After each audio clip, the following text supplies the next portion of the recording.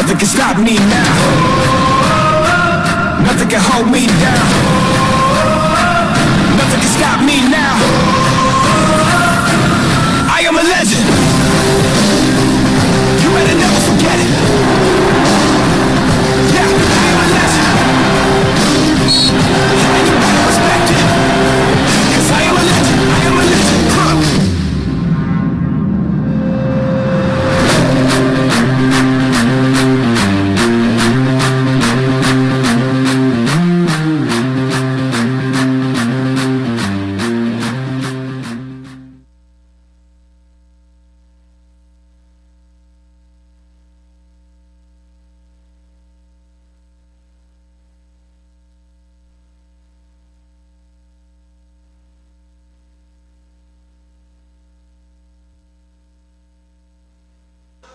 Ladies and gentlemen, welcome.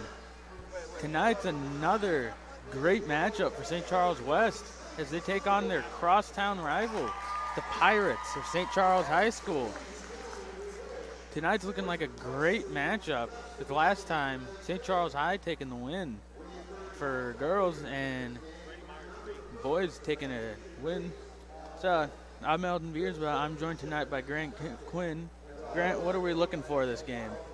We're looking for St. Charles West girls teams to not have a lot of turnovers like they did last game. St. Charles High is looking to take advantage of turnovers, play some good press defense, and get some easy points early on. Yep.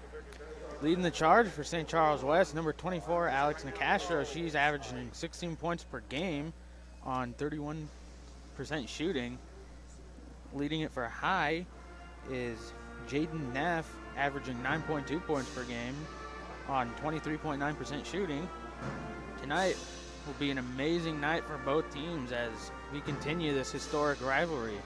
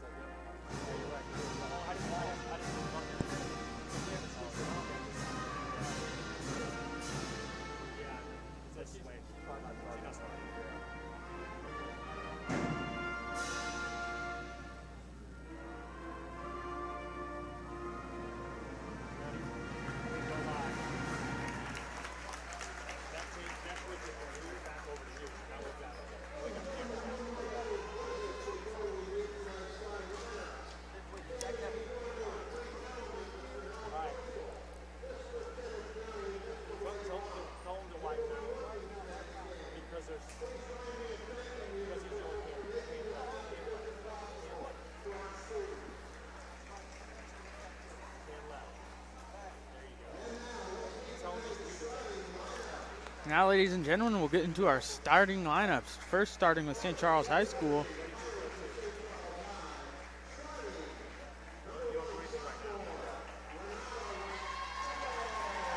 Number 1, sophomore, Renata Restrepo. Number 2, senior, Addie Neiman.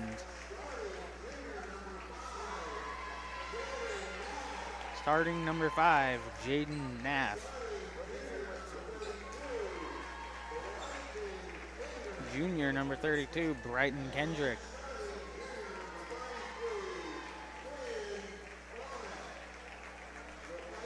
And number 33, junior, Quinn Orrick.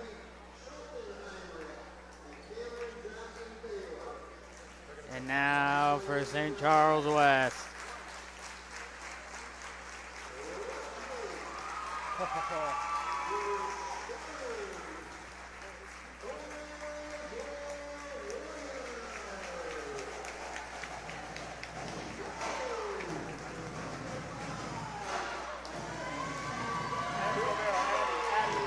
Number 5, Abby Govero.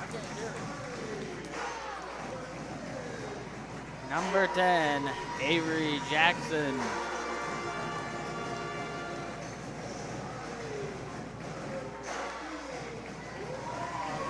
Number 14, Reagan Govera.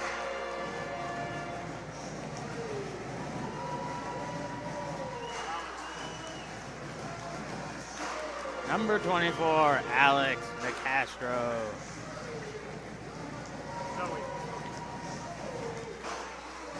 And number 44, Zoe Hollander.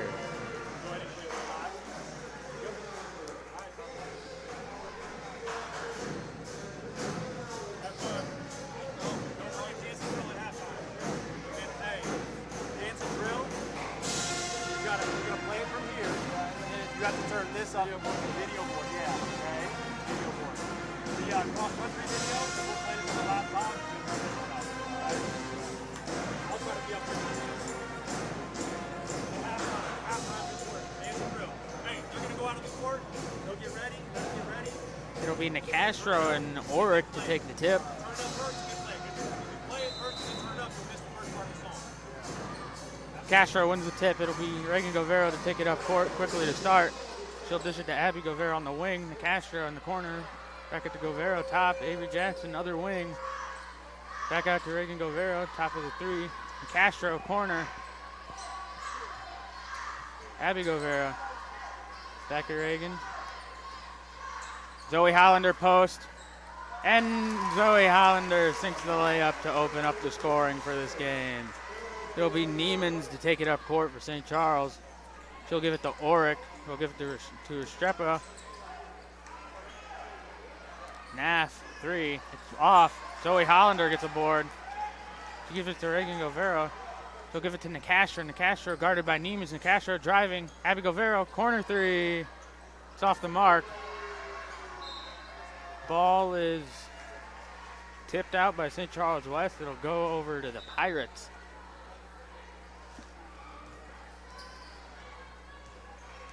Niemans will take it up court. She's guarded by Avery Jackson to Restrepo. She gives it back over to Niemans. She gives it to Kendrick. And ball goes off course on a pass to Nath. Warrior possession.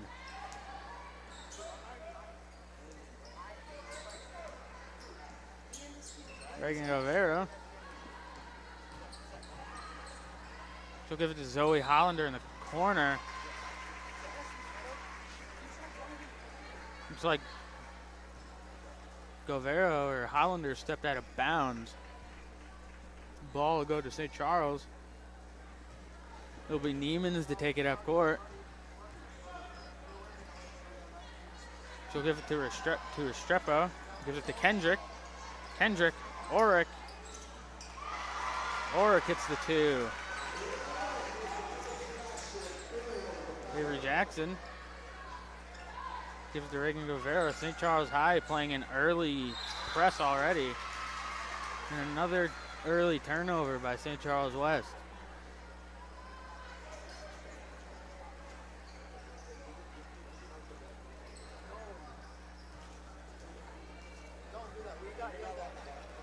Niemans will take it up court.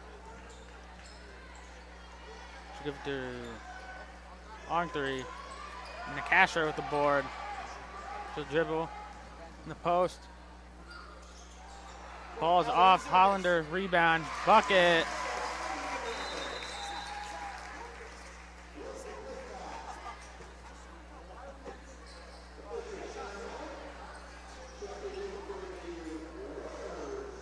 Miley Jackson comes in for St. Charles West. Both teams so far have shown some pretty careless turnovers, which I think is just a preview into what the rest of this game will look like. Looks like both teams so far already have 2 turnovers. Niemans to Restrepo. She gives it right back. Ball's deflected off of Miley Jackson's foot.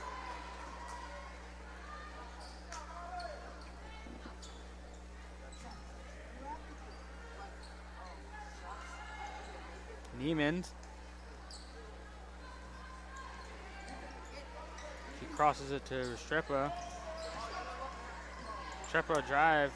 Naff, corner three. It's off. Oric with the board. Kendrick, 3. It's off. Ball goes wild. St. Charles West possession.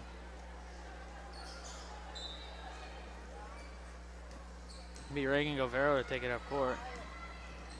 St. Charles High already keeping that early press defense. Hard foul there by High.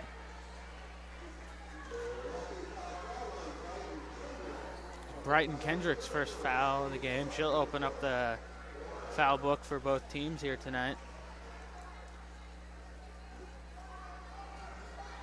Reagan Govero. She gives it to Miley Jackson. She gives it to Govero in the corner.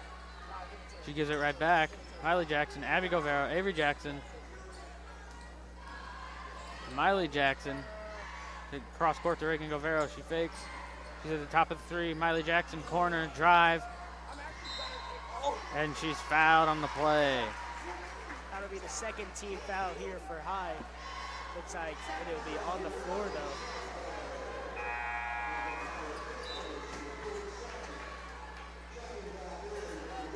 Renata Restrepo's first foul of the game. Second team for High. Govero, Hollander. Ball goes off course. So it gets poked out. Castro. Avery Jackson on the wing. Reagan Govero. She'll give it. She'll drive. Avery Jackson, corner. Miley Jackson, pump fake. Back over to Reagan Govero, long 3. It's off the mark. Avery Jackson with the board, Nicastro. And the layup by Nicastro. Neiman will take it up. She'll give it to Restrepo. She'll give it to Niemans. Back over to Restrepo. Ball's poked out by Reagan Govero. She gets the steal. She'll take a set. Avery Jackson, Nicastro, fake, drive. Hollander, rebound, putback, she misses.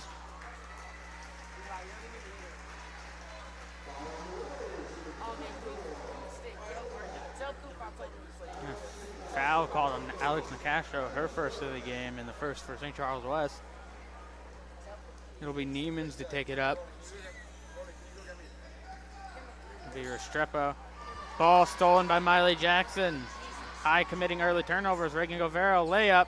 It's off the mark. It's like Niemans gets the board. And St. Charles High calls a timeout. That'll be Coach French's first time. That'll be Coach French will call a timeout, and that'll be High's first timeout of the game. So far, like we said earlier, both teams just need to avoid turnovers. Lots of turnovers here on early, which will definitely be taken advantage of by both teams. St. Charles West getting some early steals on the mark, both by Reagan Govero and Miley Jackson.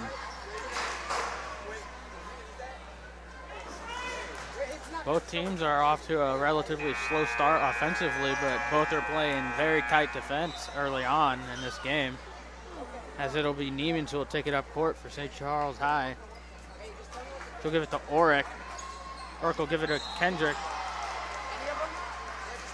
Castro deflects it, but she's called for a foul on the play. That'll be her second here early on. Castro cannot get into foul trouble, as she's a key player for St. Charles West. It'll be Oric to inbound it.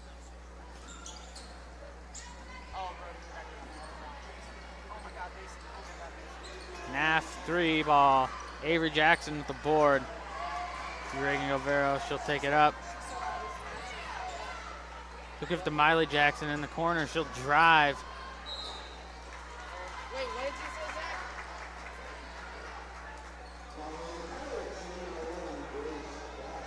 Grace Bassler called for a foul. Her first and third team foul of the game for St. Charles High. Checking in for St. Charles West, Sequoia Ross. Miley Jackson will inbound. She gives it to Nicastro. Nicastro corner. Avery Jackson, Sequoia Ross. Over to Avery Jackson. Gives it to Ross. Castro. Alex to the lane. Hollander put back. She misses. Oh my goodness. Kendrick will take it up. Kendrick, long two. It's off the mark. And Castro gets the board. Ross will set it. No, it's He gives it to Avery Jackson. She fakes it to Castro, who gives it right, and she gives it right back to Ross. Avery Jackson, right back again. She gives it to Avery Jackson. Avery Jackson, corner three. It's off the mark. Miley Jackson with the board and the putback. Miley Jackson grabs her own miss. And it's deflected off of a teammate as it goes out of bounds. Checking in for St. Charles High, number 23, senior Abby Cross. St. Charles High needs to get some more rebounds this game if they want any chance of winning, as St. Charles West keeps getting offensive rebounds over them. Neiman's will take it up court. She gives it to Cross, who checks in for her first minutes. She gives it to Naff. Naff, three. It's off the mark. Swan with the board as she just checked in for St. Charles West. Avery Jackson will get a play set for St. Charles. Ross, she'll give it back to Jackson. Nicastro, corner three. Banger by Nicastro. Alex Nicastro opens the three marks for St. Charles West tonight. Neiman's, she'll give it to Naff. Naff will pump fake and drive. The layup, Ross with the rebound. Ross will take it fast up court in transition. She'll give it to Miley Jackson. Miley Jackson fake, back to Ross. She gives it over to Avery Jackson. Castro, another corner three. It's off the mark. And it's Neiman's with the board. She'll give it to Naff. Naff, three. Swan with another board. Jaden Naff has not been hitting it from three. She's, I believe, already 0 for 3 on threes tonight. Castro. Avery Jackson on the wing to Ross at the top of the three. She gives it back. Avery Jackson. Back to Ross. Ross. Castro, corner. Miley Jackson, Sequoia Ross. Back out to Nicastro. Top of the free throw. Miley Jackson, pump fake, drive. And it's off. Avery Jackson with the board. Nicastro. Castro, three on the wing. Another three for Alex Nicastro. 10-point lead for St. Charles West.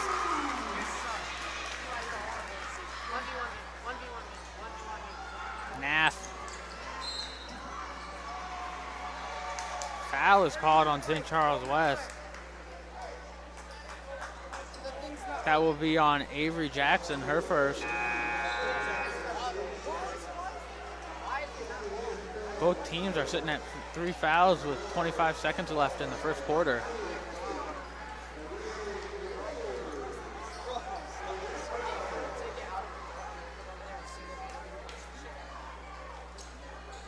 Abby Overo is checked back in for St. Charles West. And Addie O'Keefe has checked in for St. Charles. Restrepo, she's fouled.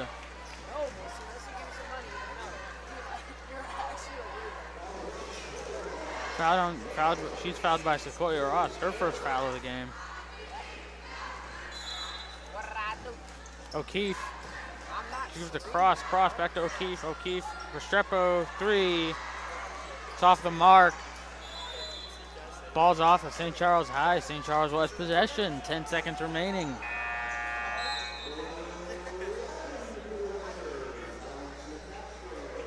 Right back into the game for St. Charles West. Alex Nicastro. She comes on for Abby Cross.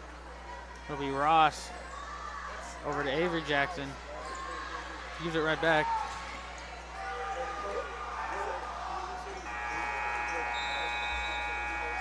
Avery Jackson tries to shoot a long half-court shot as it goes off the mark, and St. Charles West off to a great start as they lead 12-2 at the end of the first. Grant, what you think so far? I think so far St. Charles High needs to play some better defense. Got to stop letting Alex Nicastro shoot these open threes, as she's proved all season throughout that she's a good three-point shooter. It's also the reason that she leads St. Charles West in points. Also, High needs to get more aggressive on these rebounds. as that's why they only have 2 points. Not very many offensive boards. St. Charles High can't get any rebounds, and they're not draining shots compared to West. They need to re-talk this over during this timeout, figure out what they can do to get more boards, what they can do to get more open shots and make these shots, and find a way to come back coming into the second quarter. So Charles High will look to get back into it as they have missed every shot from 3 and have only made a layup so far. So both teams will look to make a mark here in the second quarter.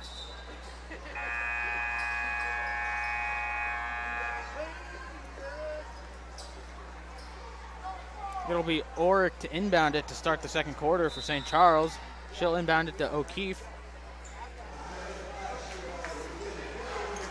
She'll give it to Hassler. She's guarded by Miley Jackson. She gives it to Orick. Orick, 3-ball. It's off the mark. O'Keefe. Miss Swan with the board. That's her 3rd board already here. Miley Jackson. And Castro. Castro gives it to Ross. Ross will make a play call. And Ross is called for a travel. His possession will go to St. Charles.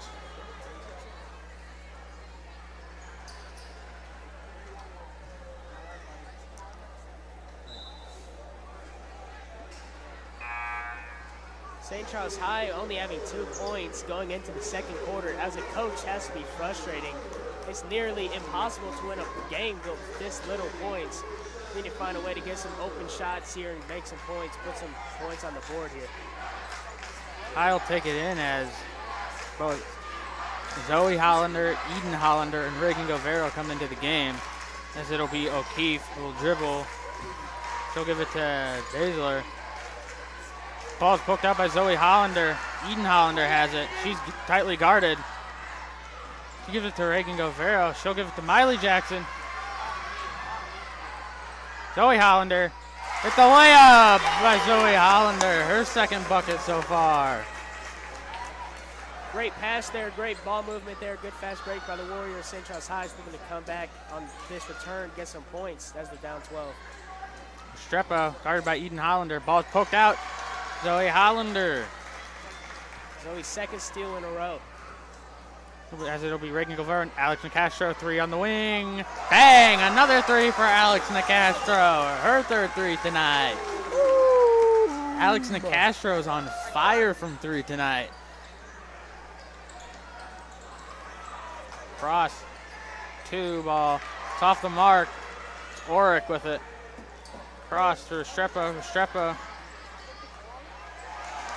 Ball's knocked off by Miley Jackson. Another turnover on St. Charles High. It'll be Reagan Govero.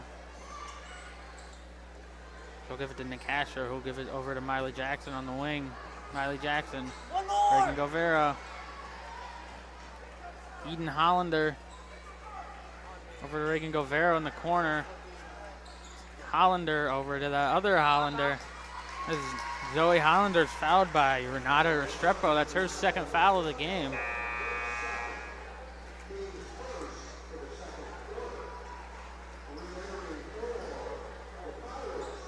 St. Charles West, at least of right now, is just looking like the better team compared to High. High is unable, taking bad shots. Doesn't even look like they're looking to score this game. This is not looking good for them. They need to find a coaching play, find something that works to get some points. Speaking of it, as they just given up another 2 points for the Warriors. It'll be Cross in the corner. Orick missed. High is just getting very unlucky tonight as they have only 2 points so far in the game. See Miley Jackson 3-ball, banger! Another 3 for St. Charles West. My goodness! St. Charles West, 20-point lead, 3 minutes into the second period.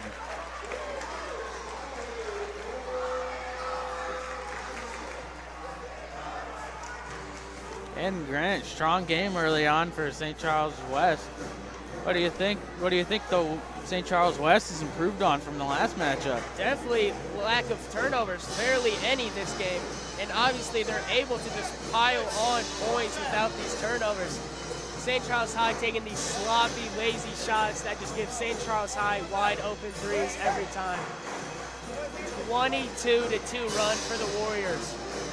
Looking like a great game for them. They just need a bird clock. I don't see the Pirates coming back anytime soon.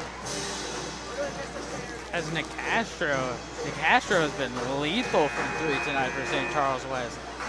He's just been hammering them down on St. Charles High, punishing them tonight. High will need I imagine High's coach is absolutely furious with them, as O'Keefe will take it up court.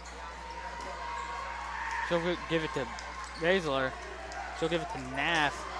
Naff hasn't been very efficient from three, as she finally knocks the first points for High in a while. It'll be Nicastro. Nicastro has been the strong piece tonight. Eden Hollander.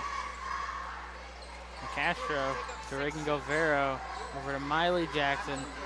Miley Jackson to Reagan Govero to Alex Nicastro.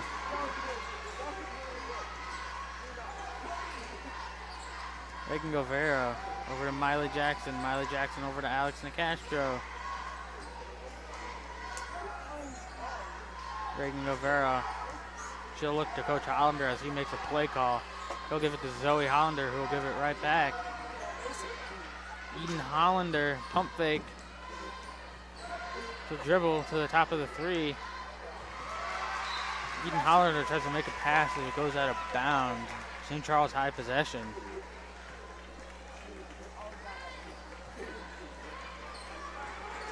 O'Keefe will take it up court. Ball's almost picked off by Govero, but it'll go out of bounds and it'll stay with St. Charles. Avery Jackson will check in for Eden Hollander.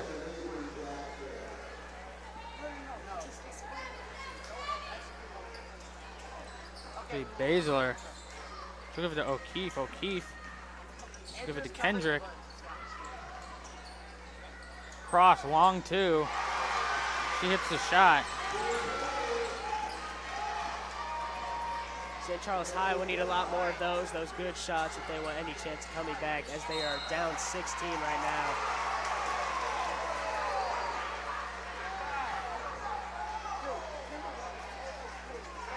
Well, with that call, that could be the start to something special as they get the ball back.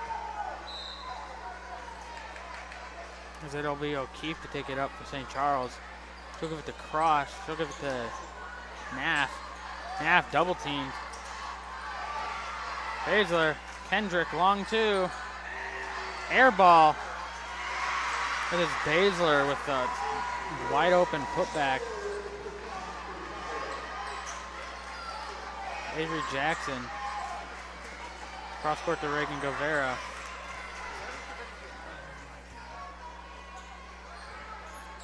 Castro, a fake. Avery Jackson. Reagan Govero, Axon Castro, corner. Zoe Hollander, corner. Naff, the board. O'Keefe. She'll give it to Kendrick. Kendrick.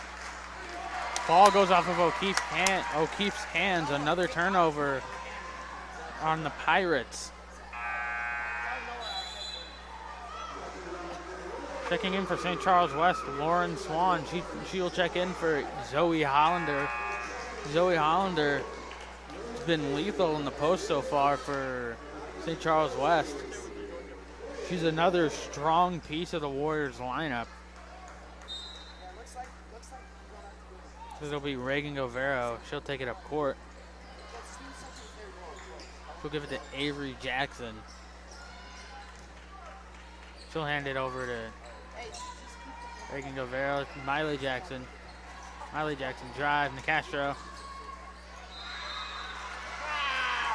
Jump ball called. St. Charles West possession.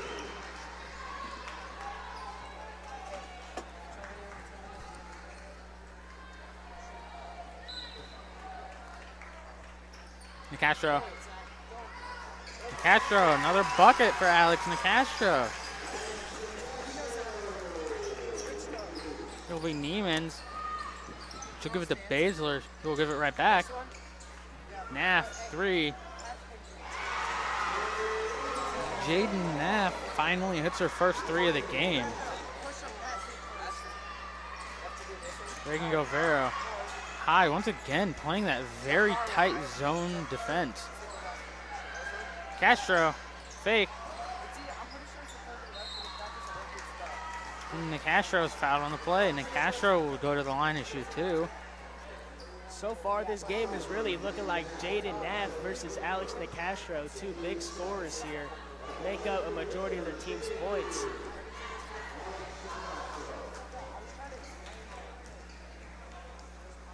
And of course, when you look at the stats, Alex Nicastro and Jaden Naff carry both of their teams in points. As Nicastro hits the first of the 2.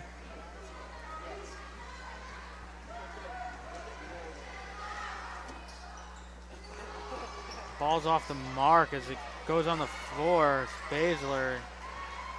And Neiman's will set it. Baszler.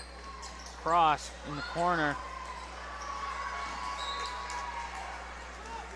St. Charles possession still. Will be Oric or Naft inbound. Neiman's. Baszler. Cross, ball's poked out. Another turnover. Avery Jackson. She'll give it to Reagan Govero.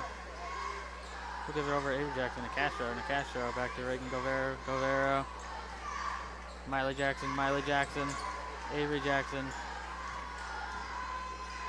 Reagan Govero. Nicastro. Back up to Reagan Govero. Reagan Govero will get a set plays. Miley Jackson gives it to Nicastro, gives it right back, and then back to Reagan Govero. Avery Jackson, corner. Reagan Govero. Alex Nicastro, drive. This ball goes out, and it'll be St. Charles high possession as Brighton Kendrick will check back in for St. Charles. And checking in to the first time for the game, number 20, Jenna Hallra. St. Charles High looking to just get some points in before the clock runs out. Down 14 so far. Jaden Naff just looking to get the ball here and put up some points for them as she's their main scorer. As Neiman's will take it up court. She gives it to Hollera. Ball's tipped out. St. Charles High possession. That play right there really sums up St. Charles High's game all night so far in these first 2 quarters. Just sloppy turnovers. Naff. Ball's poked out. Once again, there's another turnover. They might be able to keep the ball here. Yeah, on the ref's decision, they will keep the ball.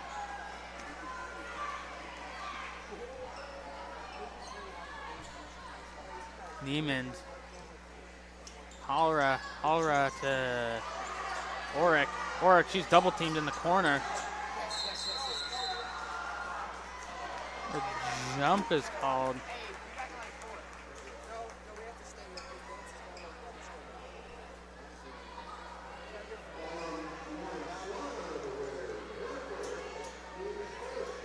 Actually, it will be a foul call for the Warriors. They're first of the quarter. Hollera to Oric to Naff. Ball's poked out. High possession will stay with St. Charles High. Okay, Andrew, wait, tell me what to do. So I click this and then Naff, Hollera to Kendrick. Ball's tipped out. It's Neiman's. Ball stolen by Miley Jackson. Another steal for her. 5 seconds remaining. Avery Jackson. Reagan Govero, 3 ball. It's off the mark. The quarter will be ended. Strong half for St. Charles West as they lead by 14. Ladies and gentlemen, we'll be back shortly with you, but please enjoy a performance from the St. Charles West dance line.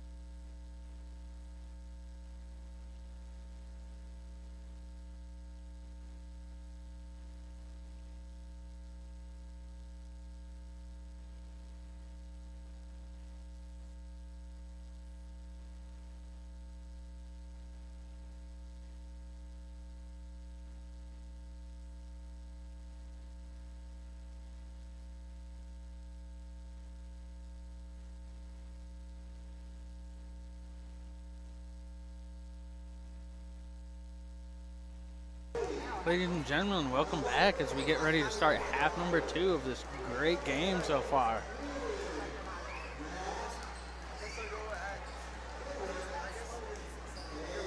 So Grant, what do you think both teams need to work on in this second half? I think St. Charles West, what they need to work on is just keep playing their game they've been playing so far. It's been working great for them, giving them a 14-point lead. What High definitely needs to work on is quite a lot of things. No sloppy turnovers, no bad shots. They need to play some better defense as their zone defense hasn't been working too well for them. Maybe switch over to man and just keep giving their star players some shots. Yep. Jaden Neff, especially, junior, she's one of their best players. Then they keep giving her looks, keep giving her open shots if they want to come back in this second half. High been very inefficient from 3 as Nicastro has made 4 threes in the half so far. She leads all players in scoring as she has more points than St. Charles High right now. Quite a crazy stat right now for those.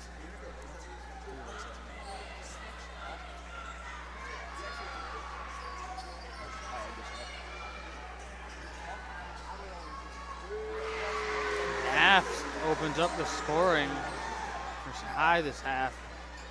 Avery Jackson, she'll give it to Reagan Govero. She gives it to Alex Nicastro. She gives it to Avery Jackson. She gives it to Reagan Govero. She's guarded by Niemans. Avery Jackson guarded by Restrepo.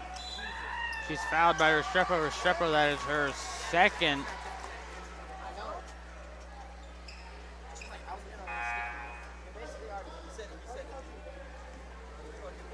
As you see, St. Charles High has switched up their defense from a zone to a man with full court press. We can see if that will work for them going into the second half. All right, correction. That's Restrepo's third foul. Another whistle is blown early in the play. High already 2 fouls within the first minute of the quarter. If they keep playing like this game won't look good for them. And it's Abby Govero. Nicastro post. She's guarded by 2 people as she hits the bucket. Another 2 points for Alex Nicastro. She has 16. Strepo fake. Oric over to Naff. Niemans corner. She's guarded by Zoe Hollander. Cross to Restrepo fake. She drives in the paint. It's way off the mark. Zoe Hollander, another board. It'll be Nicastro to take a quick in transition. Ball's stolen by Restrepo as Niemans will take it. Niemans is fouled, but she does not hit the bucket. She'll go to the line to shoot 2. Xavier Jackson's second foul.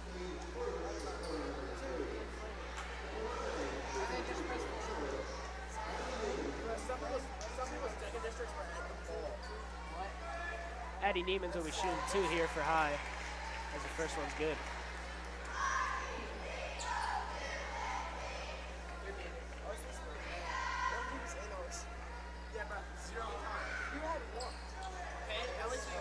Zoe Hollander, another board. Zoe Hollander looks like she's leading in rebounds tonight. It's Reagan Govero who gives it to Avery Jackson. Reagan Govero, corner 3. It's off the mark as Naff. Niemans. His ball's almost poked out. Oric. Niemans to Restrepo. Restrepo is fouled by Abby Govero on the play. That's her first of the game. Team's second of the quarter. Niemans will inbound it to Naff. Naff, 3. It's off the mark again. St. Charles High putting way too much trust into Naff as she is like 1 for 8 so far in this game. It's not looking very good for High from 3. Strepa. Castro. Board. Breaking Guevara cross court to her sister Abby, who gives it right back. Avery Jackson. Zoe Hollander guarded by Oric. Zoe Hollander post moves. It's board grabbed by Kendrick. Niemans will get it set for high. Naff. Naff with a wild shot. Rebound by Abby Guevara. Oh my God, no. Alex Nicastro with the ball. Zach, say it one more time. Come on, I'm single-handed. Avery Jackson, 3 ball. It's off the mark as Niemans gets the board. Strepa, Niemans, Naff, corner 3. Yikes, another miss for Jaden Naff. She's having a rough night. Regan Guevara to her sister Abby. She gives it right back. Avery Jackson. Back to Abby. Regan Guevara, corner 3. It's off the mark. Nicastro gets the board. Nicastro, put back. It's good for Nicastro. Nicastro has 18 so far in this game. Addie Niemans will take it up court. She'll give it to Restrepo. Gives it to Naff in the corner. Naff, corner 3. Naff, again, another missed 3. Naff is not having it well tonight. Naff is, even though Naff is a key player for High, she has not shown up tonight.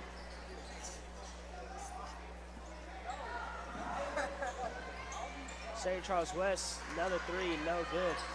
Restrepo gets the board. Niemans will once again take it up. Get it set. Oric. Restrepo. Niemans. Kendrick. Ball's tipped off and goes out of play. High stays possession. Grace Bassler checks in for St. Charles.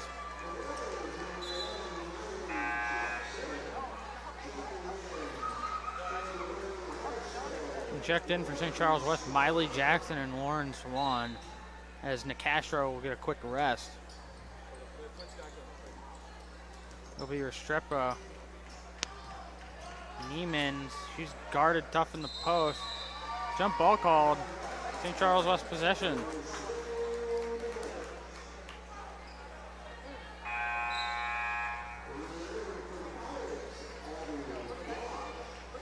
Abby Cross has come in for St. Charles. A dead ball like this is just what West needs. Give Alex Nicastro plenty of time to rest, as she's their key player so far in this game. We're going to see what West can do even without their star player. As Miley Jackson is fouled by Abby Cross again. That pressing zone defense is just not working for St. Charles tonight. I'm thinking that Coach Blake French will need to make a major adjustment to see if the Pirates will have any chance of winning this game. It'll be Reagan Guevara. She'll give it to Miley Jackson. She'll give it right back. Reagan Guevara, corner 3 ball. It's off the mark. Nicastro grabs her own miss. She's fouled on the play. Nicastro will go to the line to shoot 2. Again, High commits their 4th foul of the quarter. Watching this St. Charles West team throughout this year, you've noticed so much improvements throughout the team that I don't think St. Charles High was really ready for. I don't think they went into this game expecting such a good team with really good chemistry, a good play style.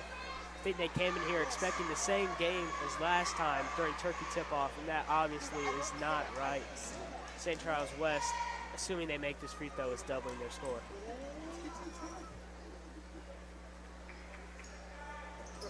Nicastro hits the free throw, as it'll be a 15-point lead for St. Charles West. And coming in for St. Charles, number 10, Avery Schneider, and number 3, Addie O'Keefe.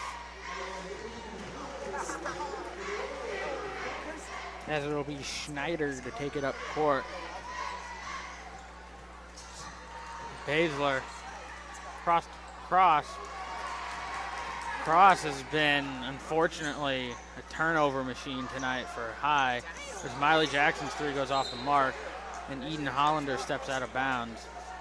As High commits a turnover, they get it right back on another turnover by St. Charles West. Again, turnovers have been a killer for both teams tonight. It's killed production so far. As it's Baszler. Oric blocked by Nicastro. And again, another turnover for St. Charles High. As it's Alex Nicastro across court pass to Miley Jackson. Miley Jackson, she is fouled in traffic as she'll go to the line to shoot two. As St. Charles West will now enter the bonus. As that is Addie O'Keefe's first foul of the game. One of the main reasons West is winning this game is great ball movement. Getting this good ball movement against this defense leads to open shots, can draw fouls, leads to open threes, which has been one of their highest production plays. So as long as they keep this good ball movement up, they have this game secured without any struggles. Miley Jackson misses both free throws as Alex Nicastro gets the board. She'll put it back up. It's in and out. A foul called on St. Charles West.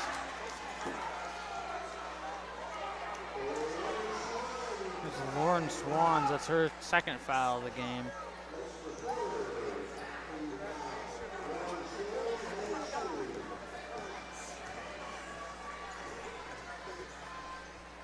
It'll be O'Keefe.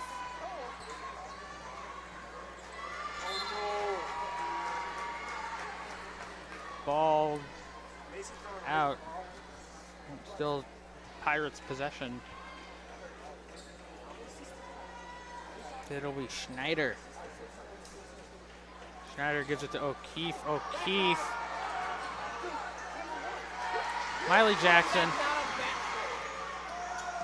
Miley Jackson, bucket in traffic. 17-point lead for St. Charles West. Again, St. Charles High off to a slow start. As Baszler gets an easy bucket. This is Nicastro. St. Charles West looking for a foul call. Snyder, ball is stolen. Looks like Nicastro is fouled by Schneider. Schneider will get a warning from the ref. Things are getting a little heated after that call. St. Charles West will get the foul. That'll be fifth foul for the Pirates. As Niemans will come in for O'Keefe.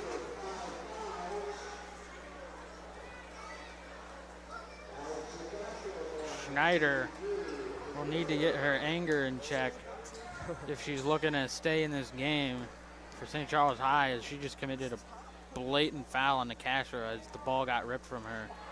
As again, turnovers, possibly the worst problem for St. Charles High tonight. Oh my God. As it's Baszler with the rebound. It'll be Niemans. Niemans cross-court pass to Schneider. Schneider, back-to-back turnovers. Castro, wide open three. Uh-oh. Ah, it's in and out. Swan up. Schneider with the board. Ball's poked out by Miley Jackson, but it'll stay with St. Charles High. Ellen, do you have any clue what St. Charles High needs to switch up going into this fourth quarter if they want any chance of coming back? Honestly, St. Charles High looks like they need to switch up almost everything. Their defense is not working. Their offensive plan hasn't been working, as they have barely hit any threes. As again, Nat missing practically every one of her three balls tonight. I think Jaden Naff really just sums up their whole team as one player, just missing these shots that they need to be making, having some crucial turnovers and just drawing fouls. As Naff has been, I believe, if I've calculated correctly, less than 10% from three. As a jump ball is called and possession will stay with St. Charles.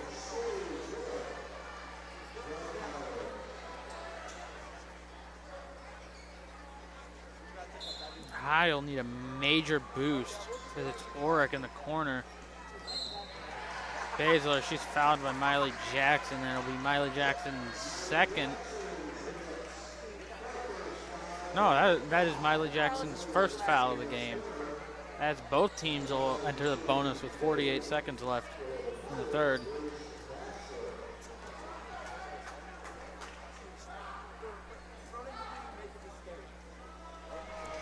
Baszler misses numero uno.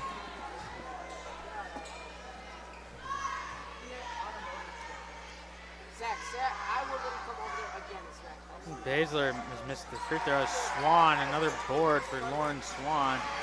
Eden Hollander guarded by Addie Niemans.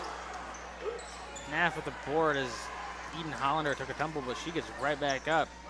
Great grit from Eden Hollander to get back up right after the knockdown as Oric is fouled in the post. She'll go to shoot for two. Gotta say, Eden Hollander is playing out of her comfort zone this game. Normally she's known to shoot some outside perimeter shots, some open threes. But you can tell this game she's playing a little more aggressive, which she definitely can when you have a lead this big. With a 15-point lead going into the fourth, you can really do whatever you want without getting punished for it.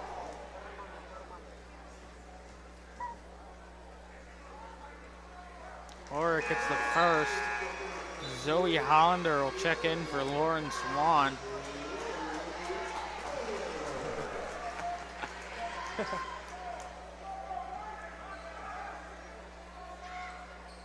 When Oric misses it, Nicastro with a board. Reagan Govera to Miley Jackson. Miley Jackson, Zoe Hollander in the post. Another bucket for Zoe Hollander.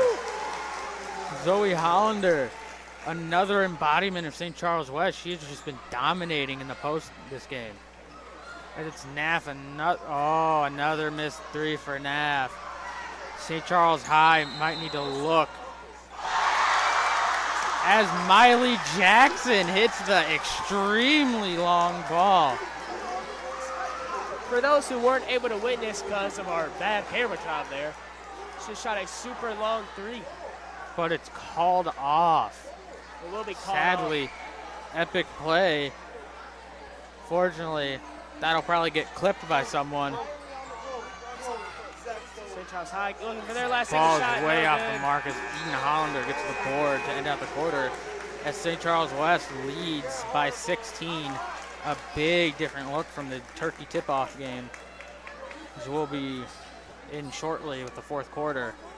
Now, even though Jaden Naff has not been sinking down these shots, I'm glad she still has the grit and determination to take these shots that her team really just hasn't been making.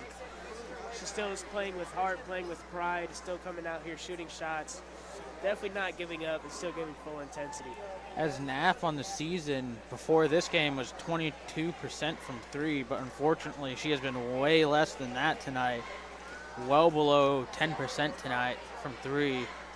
As unfortunately, it looks like High may need to look for moving on from that game plan of giving Naff three balls. I'm sure Naff isn't really used to playing this high press defense, which I'm definitely sure is making her more tired, which definitely impacts the three-point shooting. And I'm sure this press also impacts their free throw shooting, as if you know, whenever you're tired, making a free throw becomes 30 times of a harder task. As it'll be St. Charles West ball to start the fourth quarter. Do what?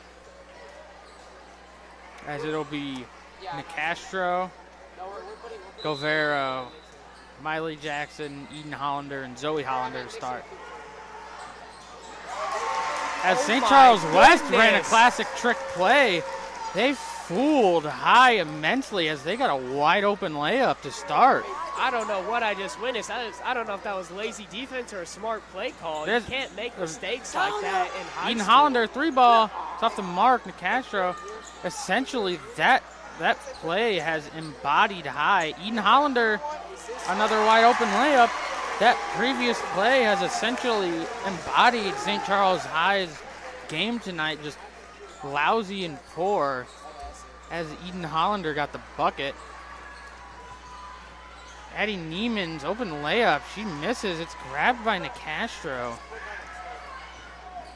Eden Hollander picking up quality play tonight. As it's Eden Hollander. Zoe Hollander.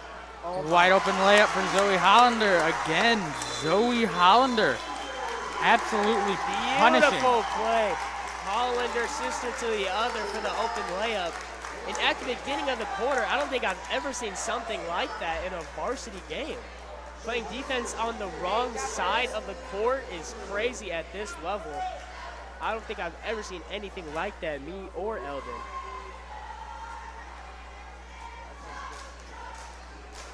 Definitely cannot be happening in a game when you're trailing by this much. I mean, I did not expect this coming into this game as St. Charles West lost their last game against High. Yes, this has been an embodiment that is just Alex Nicastro has been punishing St. Charles from the three, and Zoe Hollander getting many of her points in the paint as she's just been, as a freshman, being a starter as a freshman, Zoe Hollander still has much more room to grow. So imagining the force that she could be in just a few, like her senior year, for example, she could be much more, like she could be even greater than how she's playing right now. Used to be that dominant as a freshman, like for example on the guys, Carson Gerdeman, being a force of nature. As it'll be Baszler to take it to Restrepo. Restrepo cross court to Naff. Naff loses it. Jump ball, St. Charles possession.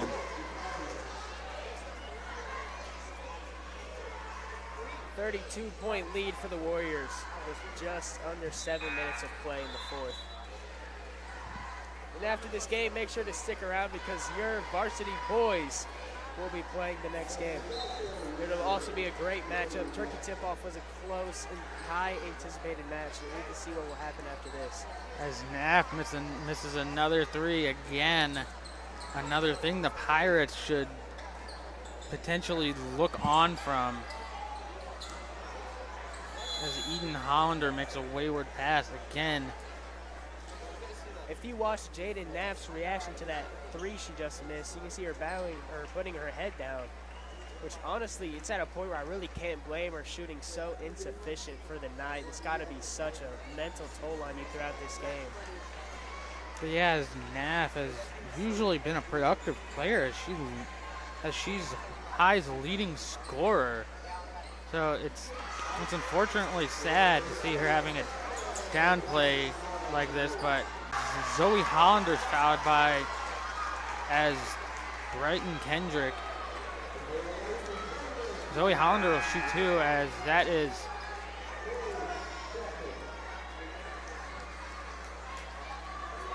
is Brighton Kendrick's first foul. St. Charles West just has perfect team chemistry. They have a perfect big center, Zoe Hollander, who's able to just body her defenders for these open shots. They have good point guards who are able to make open shots. Alex Nicastro, just a great three-point shooter throughout this game as well. But there will be a lane violation on the shot, so it will be no good.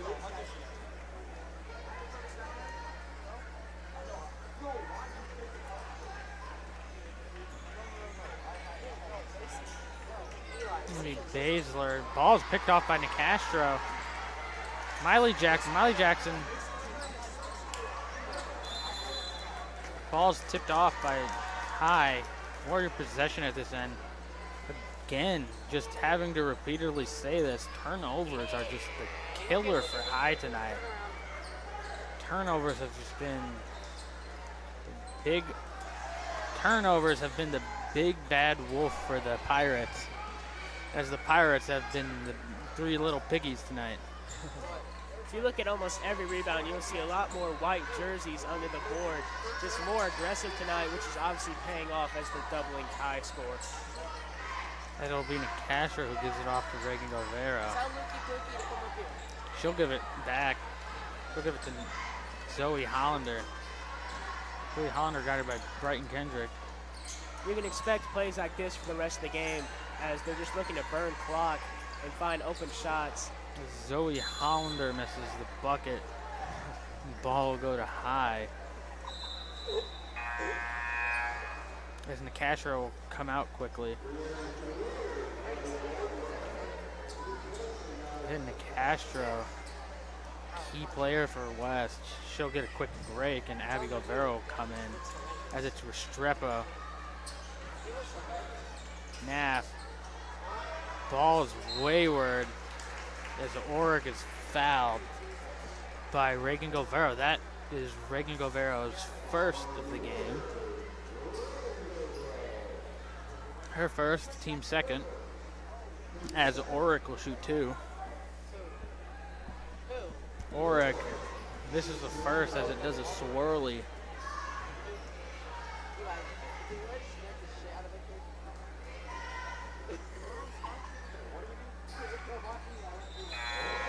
Oric gets it. As Addie O'Keefe comes in for Jaden Naff. Addie O'Keefe seeing her first minutes of the quarter. So Reagan Guevara's fouled immediately by High. Game might start getting chippy here.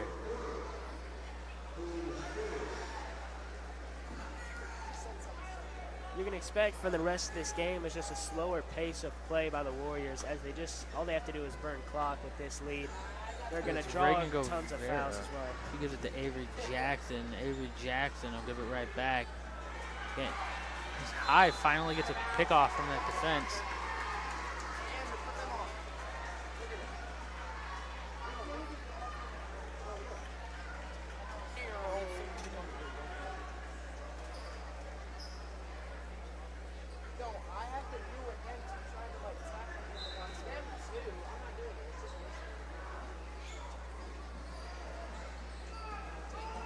Miley Jackson. Short.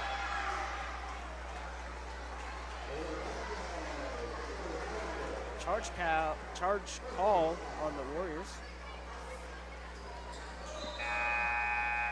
That'll make the Warriors' second foul with 4 minutes left. Or actually third foul, my fault. As it'll be Grace Baszler to take it up court. She gives it to Restrepo. Naff, long three, another miss for Naff. Jump ball called. St. Charles West will keep possession.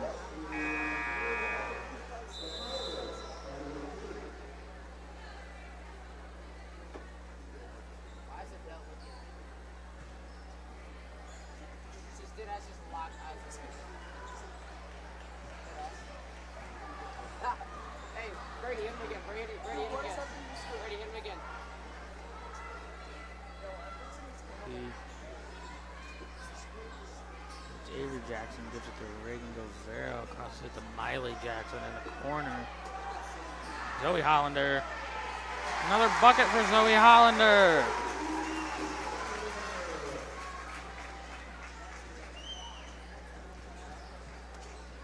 As it's O'Keefe. O'Keefe. Good layup there by High.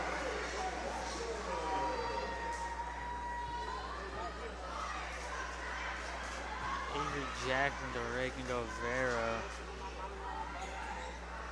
She'll give it to Zoe Hollander in the corner. Zoe Hollander pulling off the move. Step, oh, but Off. it's no good. Miley Jackson gets the bucket while she's guarded by three Pirates. Two for Miley Jackson. O'Keefe will take it up court. O'Keefe will give it to Baszler. Baszler with a bucket. Good drive there by Baszler for the 2, but St. Charles West straight back into it on the offense.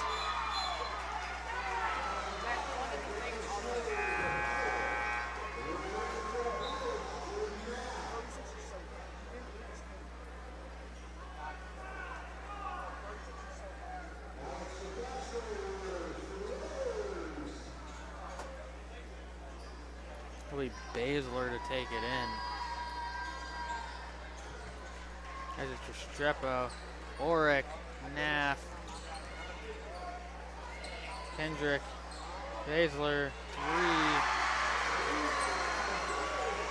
Avery Jackson. Reagan Govero. She gives it to Alex and Castro. Big mistake, giving it wide open to Alex and Castro. Restrepo. Kendrick. Kendrick gets the bucket.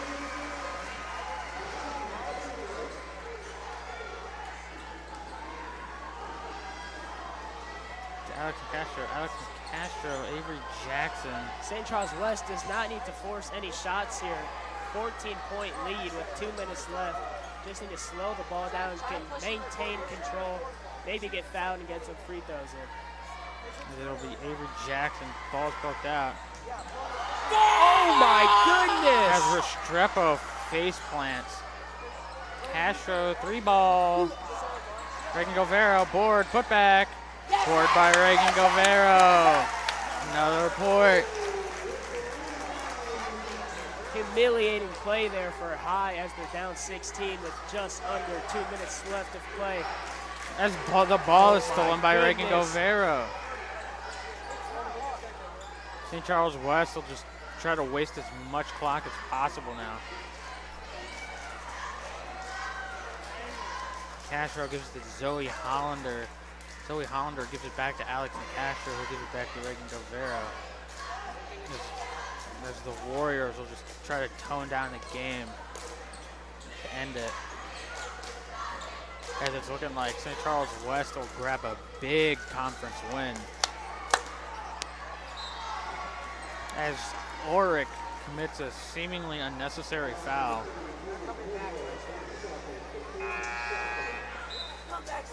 As we have a minute remaining here in the 4th. That's only the 3rd foul, or the 2nd foul the Pirates have made. They still need lots of fouls to get into bonus here, so expect a pretty long minute of play here in this game. Yep. As Abby Govero and Sequoia Ross will come in for St. Charles West to close out the game. St. Charles West again. As Miley Jackson commits a turnover. St. Charles West picking up a big conference win as they just did again on Monday against Winfield. Hey, Brady. Hey, fucking Zuba again. That's so hilarious. Miley Jackson called for a foul.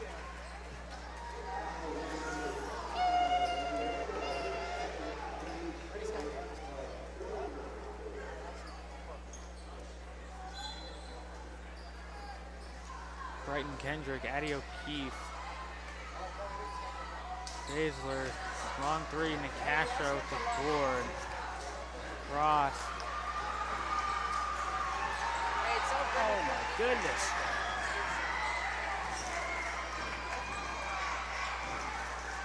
Ross to Govero.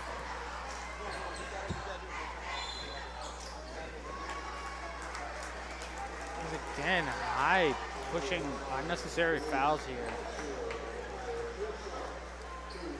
As much as I hate to say, I think St. Charles High is at a point where they don't even need to foul to force free throws.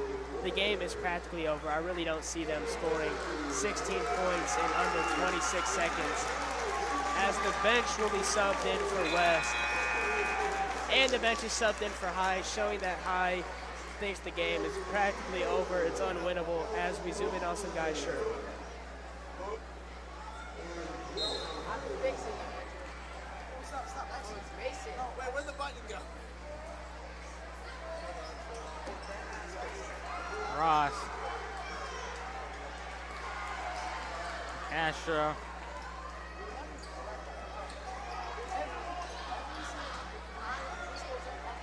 And with the clock winding down, St. Charles West will keep this 16-point victory against the crosstown rivals of St. Charles High. Great matchup. Some excited faces on the court. Some disappointed faces as well. Great matchup. Thank you to everyone who watched. Final score, 46 Warriors 30, St. Charles High. And we'll be back with you shortly as St. Charles West will recognize their 2023 St. Charles West Girls Cross Country State Title team.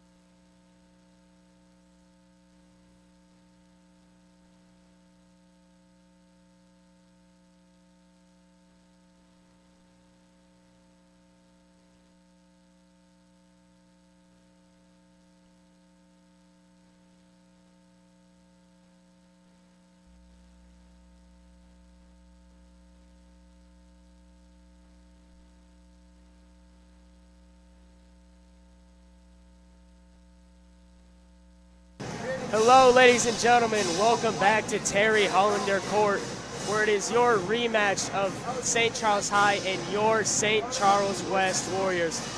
Last matchup was a very intense game, but St. Charles West was able to come on top.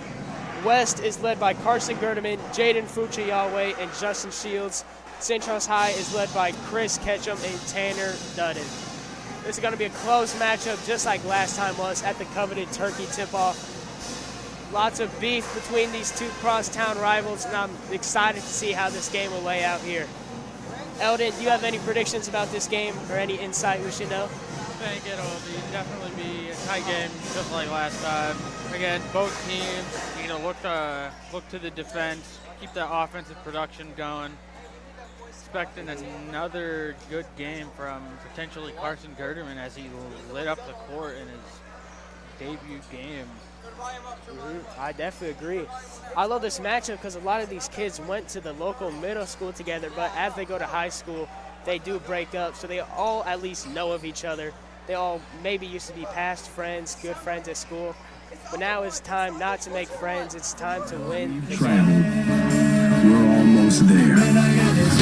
After all the hours we've worked, one more can make us legends. After all that time, this is our time.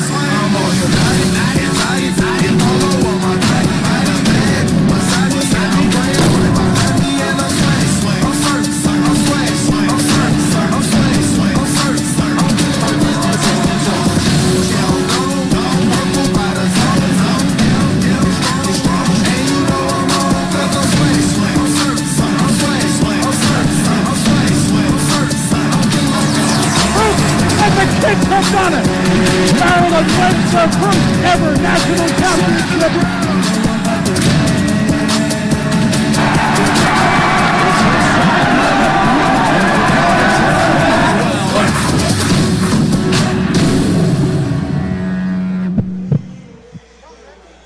Hello, everyone at home. Now we will be introducing your visiting St. Charles High starting lineup.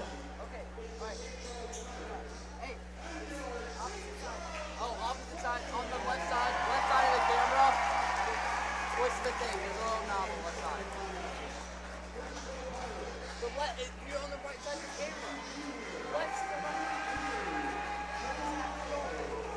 Number 2, Jordan Rowe.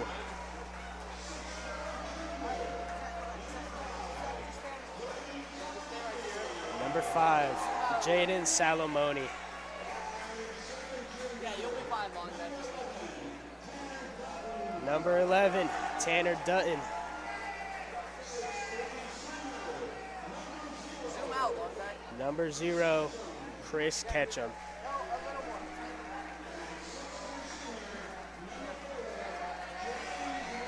Number 4, James Warner. That is your St. Charles High starting lineup.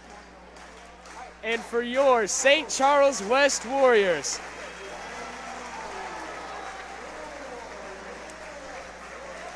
get up on your feet, everyone, for your St. Charles West Warriors. Number 1, Carson Gerdeman. He's a freshman, believe it or not.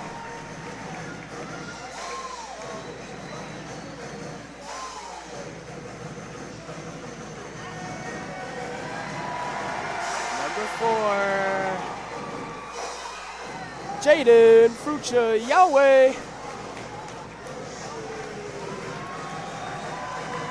Number 5, Carson Quinn. Following a great game last time. 25, by the way. Up next, number 12, Justin Shields.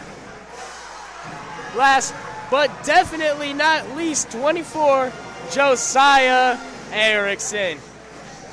Beautiful starting 5 for your Warriors. Great starting 5 as well for the St. Charles High Pirates. This is going to be an intense matchup. Two great teams facing off head-to-head. We'll see if St. Charles High, after all the film, all the games in person they have watched on the Warriors, are able to get this very much wanted win.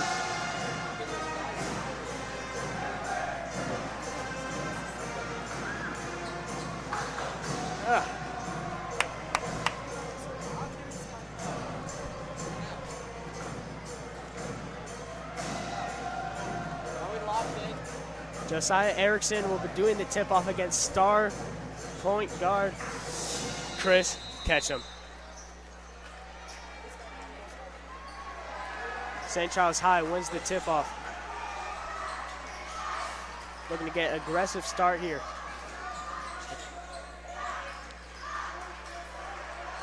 It's 1-on-1.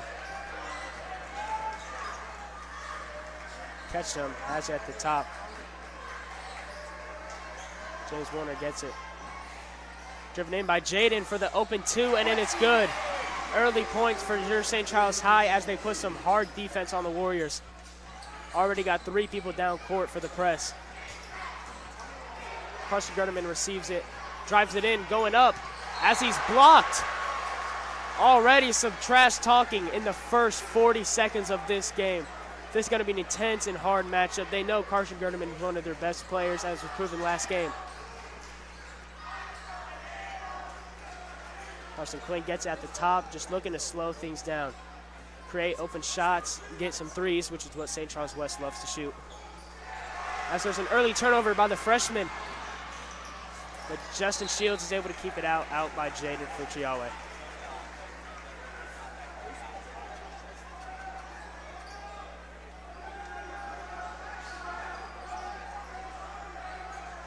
These early game turnovers are not what St. Charles West is going to need against this pretty even matchup here.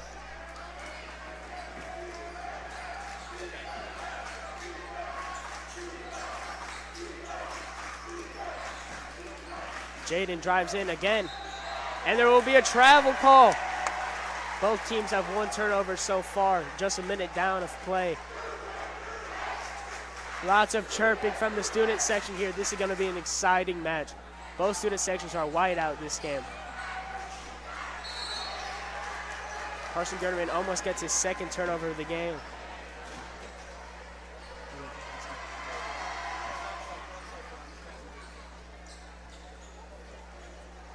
Carson Quinn is coming off a 25-point game. I'm pretty sure that is his career high last. Looking to keep that momentum going, carry into the 2nd game. Little miscommunication there. It looks like Carson Gurneman is unable to catch the pass there. Turnovers like that, especially against this good St. Charles High squad, is not what they need. James Warner hits Chris for the 3. It's long, doesn't touch rim. Carson Quinn looking to play aggressive on the break. Chris Ketchum with another aggressive good block. He's a great paint defender. Just his long wingspan and tall height makes him such a threat. St. Charles West still keeps up those aggressive drives as he loses a shot. Chris Ketchum takes it up on the 1v2. Euro step for the open layup. 4-0. St. Charles West will need to take some charge this game. They need to beat this press as well. That can give them some open layups. Gurneman and Tanner are at the top. Jaden finds Shields.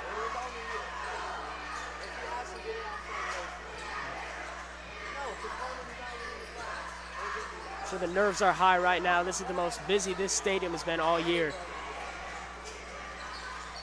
Lots of anticipation, trash talk before and during this game so far. Justin Shields for 3. No good.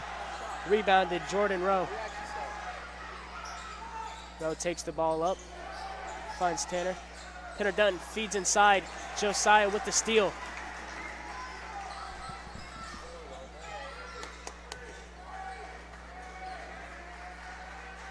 They're going to find some place here, get some shots. St. Charles West loves the 3 ball. They love the drive-in, dish out, just as is shown there.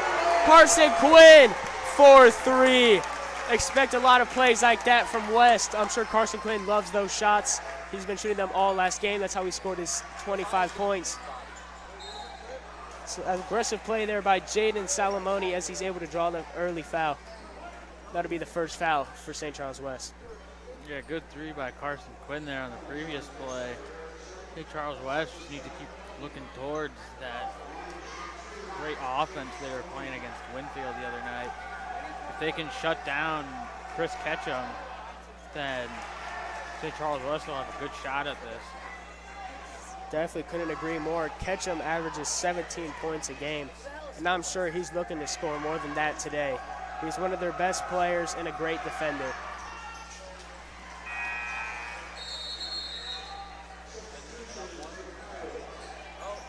Lakeith Davis is subbed in, and Tanner Dutton will be subbed out. Tanner Dutton plays with a lot of heart. Even though he's undersized, he's still just as good as a player as everyone else. Carson Quinn with a flashy pass. Looked a little aggressive defense, no foul call. Great putback layup by Jaden. Justin Shields takes a hard hit there, gets right back up. St. Charles High has it. Jordan Rowe, James Warner has it. Very loud in this stadium.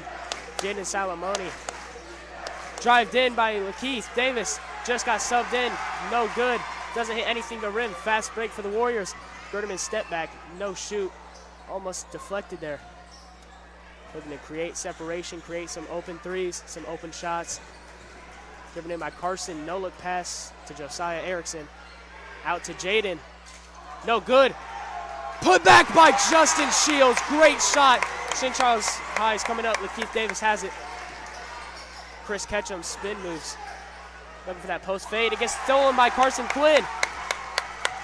Quinn takes the ball up, drives it in, looking for a charge. Charge call. It didn't look like his feet were set, but the ref makes the charge.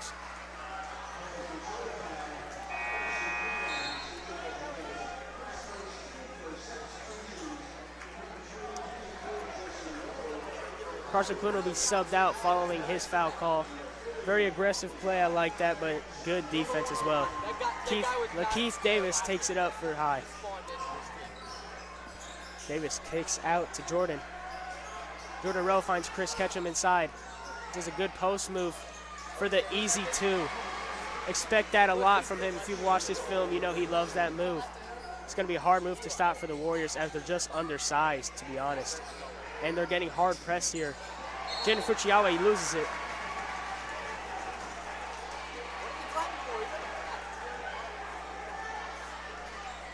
Jason Rowe with a good deflection there. Eli Chowning is now in for the Warriors. He's a great three-point shooter. He wears number 3 on his jersey for a reason. Fuchiawe takes it up. Another great player for the Warriors.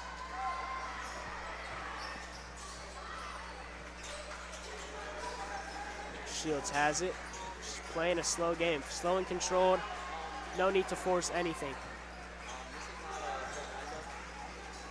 Freshman Gerdeman drives in. Way too far. And one for Josiah Erickson. 24, such an underrated player. So clutch in a moment like that. Yeah, just a beautiful putback there by Josiah Erickson. Even with the tough defensive, with bigs like Chris Ketchum and Jason Rowe on him. I could not agree more. Such a textbook play there for the and-one. Some confusion and talking going on between the refs here. St. Charles West 9, Pirates 7.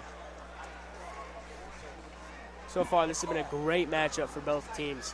Very even, lots of trash talking going on, which frankly I love to see from both teams.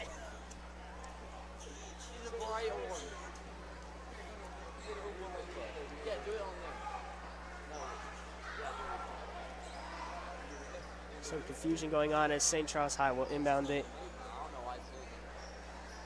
Davis will take the ball up here.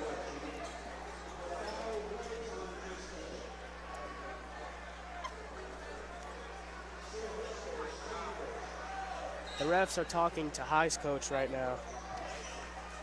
But the game will go on. Lakeith Davis takes it up. Oh, yeah, Brady's on it. Chris Ketchum pump fakes, spin moves inside to Jason Rowe. First 2 points of the game. They're talking trash to the student section. You can see already. I'm excited for how this game pans out. So much trash talking going on between both teams. Lots of hate and love in between these teams. Big rivalry. Jaden finds Josiah inside following his and one. Kicks out to Justin, or not Justin, kicks out to Eli Chowning. He gets fouled on his three. He'll be shooting 3 free throws here.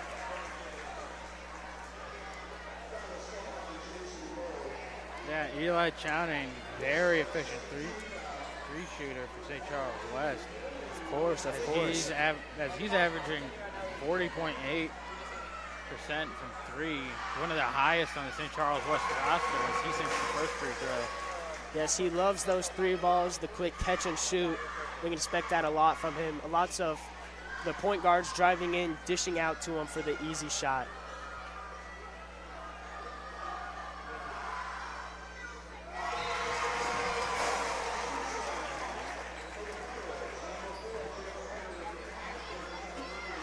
Chowning looking to make his 3rd free throw here, give the West a 3-point lead with 2 minutes in the first. So far, I gotta say these refs are rather passive with their calls, which can definitely not be good with a line or with a matchup like this. Both 2 heated matchups. It's gonna be lots of hard fouls like there really was last game at the Turkey tip-off. So expect lots of hard and good game here. As Lakeith Davis drives in, almost gets the 2, it's batted out. Jaden knocks it out to Anthony Norman. Tanner Dutton throws it away to Gerdeman. Gerdeman saves it, Tanner Dutton's caught up. Lots of players on the floor. Tanner Dutton drives in, probably a block call on the floor. Both teams are playing aggressive, going for the loose ball. St. Charles West is not too satisfied with that foul call. Lakeith Davis is subbed out. Owen Shai is subbed out. Carson Quinn is subbed in. Actually, Carson Gerdeman was subbed out. Owen Shai is subbed in. This is a rotation for West that has proved to work time over time. Anthony Norman's inbounds goes a little long. Minute 30 left of play here in the first quarter. It's a 2-point game.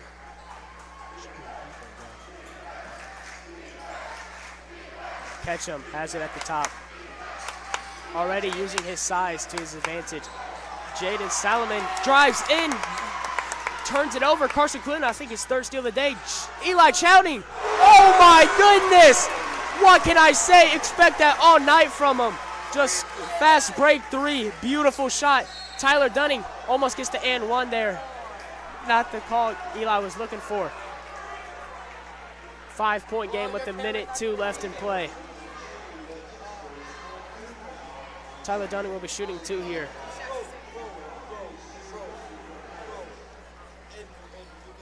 This stadium is alive. Loving it. This is a great game so far.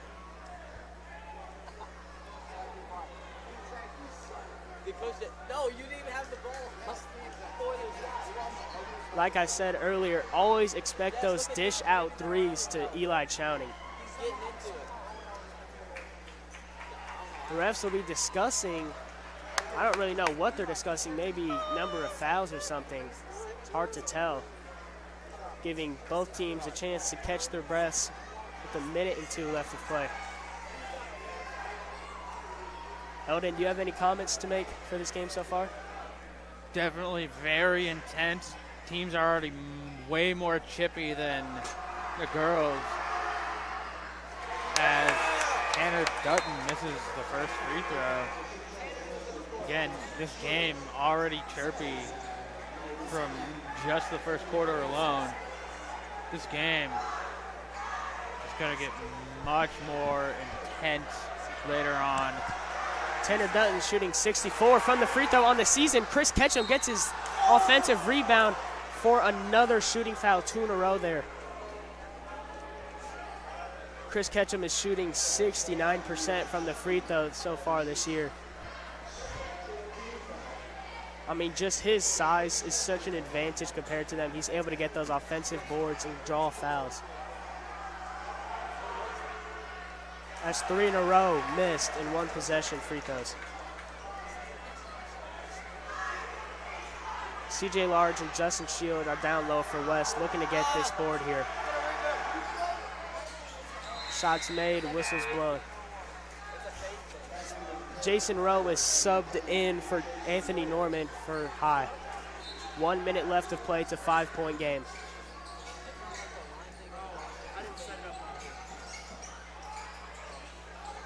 Quinn gets it, spins out of pressure. He's double teamed. He's lost. There will be a foul call though.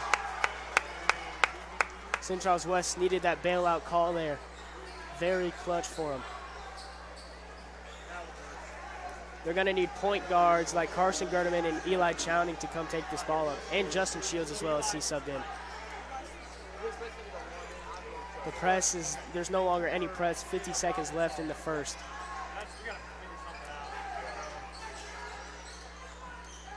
Quinn comes off the screen. No, he said it was fine.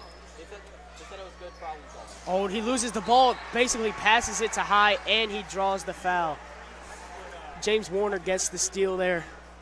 Basically handed the steal there. He'll be shooting 2 as they are now in bonus because St. Charles West has 5 fouls. That's Carson's second foul, 5th team foul.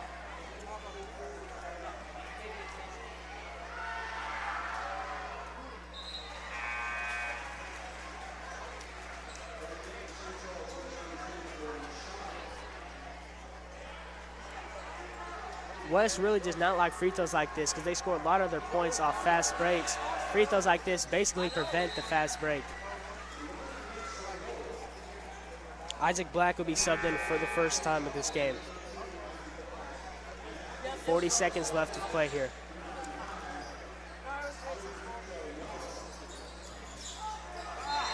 Jordan Rose called for the push, or Jason Rowe, my fault.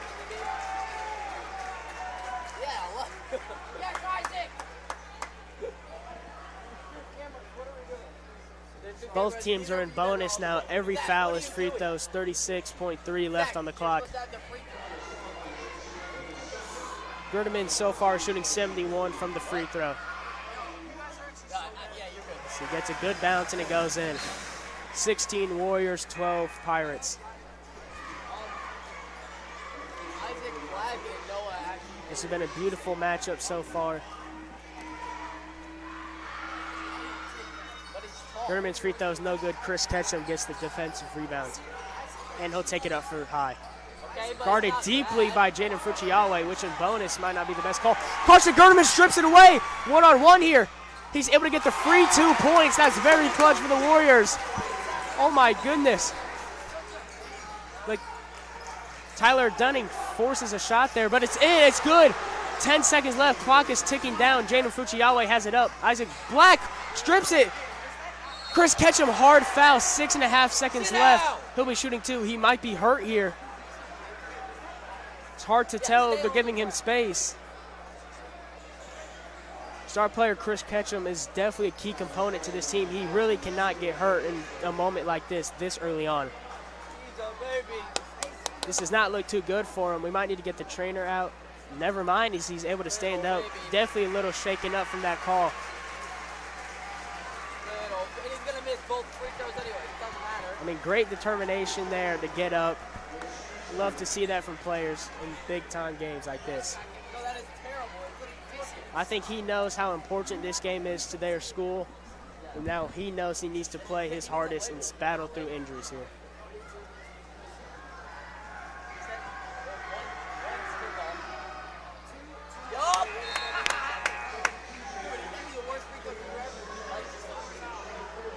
He's 69 on the year, but I'm sure this tiredness right now and this obviously physical pain might affect his free throw percentage.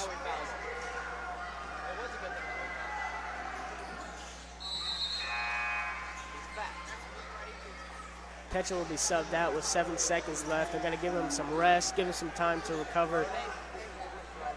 Doesn't matter much. He's more of an inside defender, and St. Charles West will shoot the outside shot, I'm guessing. Besides, no, Carson Gerdeman drives it out. Gets a good jumper there. 18, your St. Charles West Warriors. 15, your Pirates. Lots of chirping going on, lots of trash talking.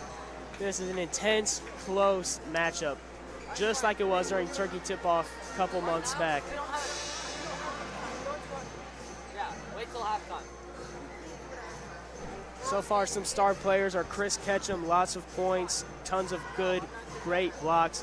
Carson Quinn has been a pretty good player, although he does have quite a lot of turnovers. He has some good steals and some good shots. Yeah, in the second quarter, both teams definitely absolutely love the intensity from both teams. Both teams just need to keep it up here. Both teams can keep this play out. This should most certainly be a good game as it's very close here.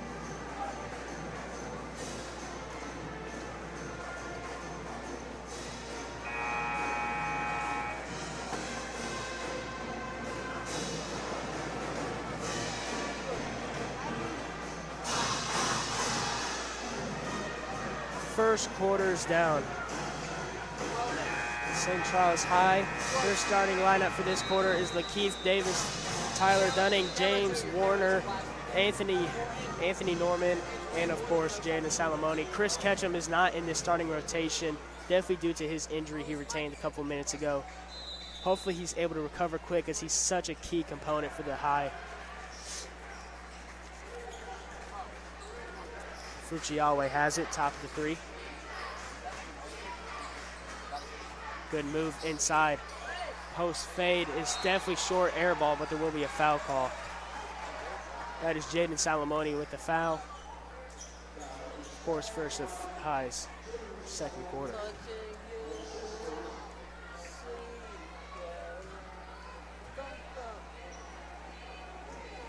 Fuchiawe shooting 65 from the free throw here.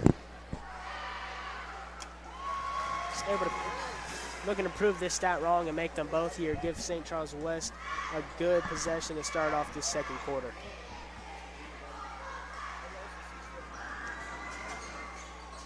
It's good. Quick inbounds as Lakeith Davis takes it up. He's been known, especially this game, to just drive in some aggressive offense. Just like shown, and he steps out. Student section makes sure to point that one out. They cannot afford any turnovers this game with how close this matchup is. St. Charles West will look to capitalize that rookie mistake. As there's a fast break, 3-on-2 here. Let's see what they can create. An easy jumper for Gerdeman.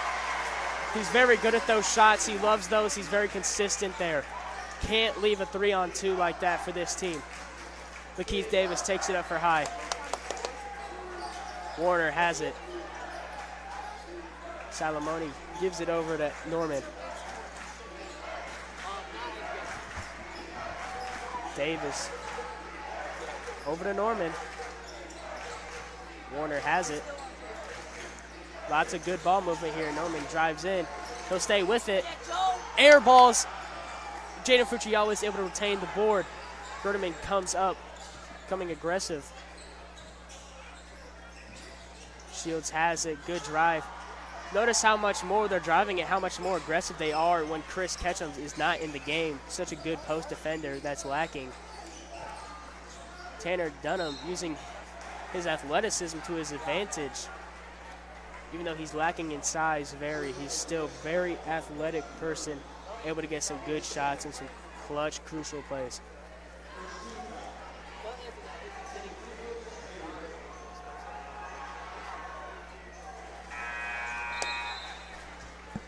Dunham is shooting 65% from the free throw this year. Chris Ketchum is finally subbed back in the game from his injury. High is hoping that this injury doesn't affect the rest of his gameplay. Tanner makes the second free throw. CJ Large and Jordan Rowe are subbed in, and Tanner Dunton will be subbed out. Got a pretty good three-point shooting offense here for the Warriors. As I said, there's one right there, no good. He's able to get his own board, Chuck Large. Gerdeman has it top of the key. We're looking to run an open play, possibly looking for a drive or an open three. Fuchiawe in the corner, relief dribbles out. Chowning to Gerdeman. Gerdeman gets a ball screen. Slowing things down, getting good control here. Shields a good ball handler, gives it to Fuchiawe for the long three. It'll be just short. Good rebound by Jordan Rowe. Jordan Rowe passes it up to Davis. Moves inside, looks to be an off-ball foul on CJ Large. I believe that's his first.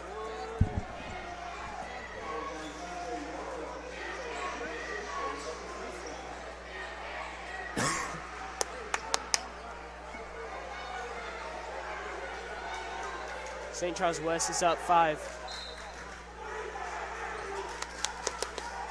Chris Ketchum gets it in and out. Oh my, looked like an accidental shot there on the rebound. Aggressive there. Looks like that coach might have gotten in the way a little bit. That's all right. Justin Shields unable to catch that pass.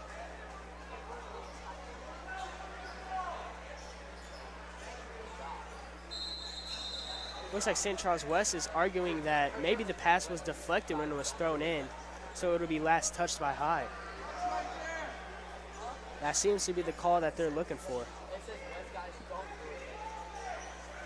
Actually, St. Charles High ball.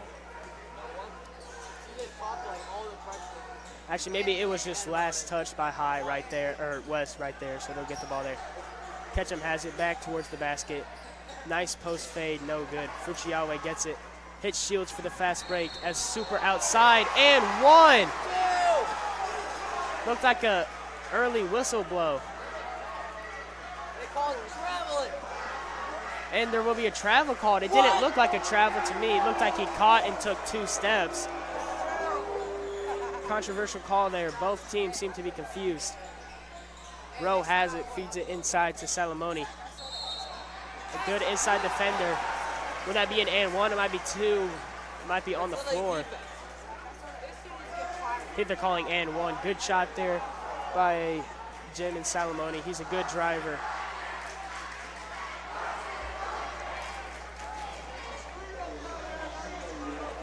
Lots of chanting going on from both sides, student sections. St. Charles High looking to tie this game up as they were just down 5 points a couple seconds ago. Chowning gets the rebound. Berman has it.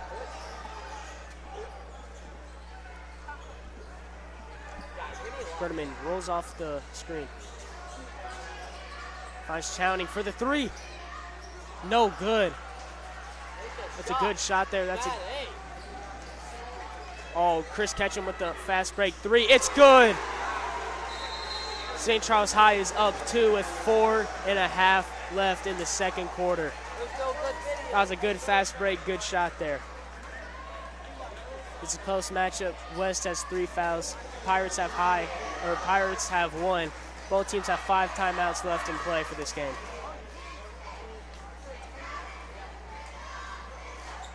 Looks like Chris Ketchum is not letting that hard foul affect his game.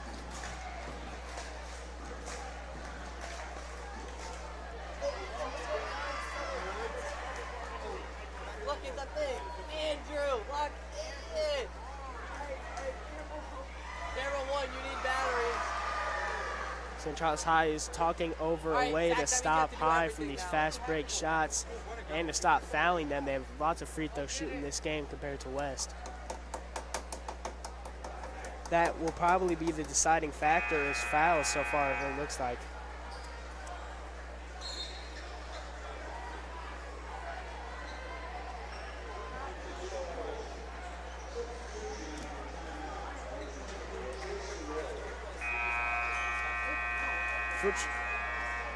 Fuchiawe will take it up here for St. Charles West.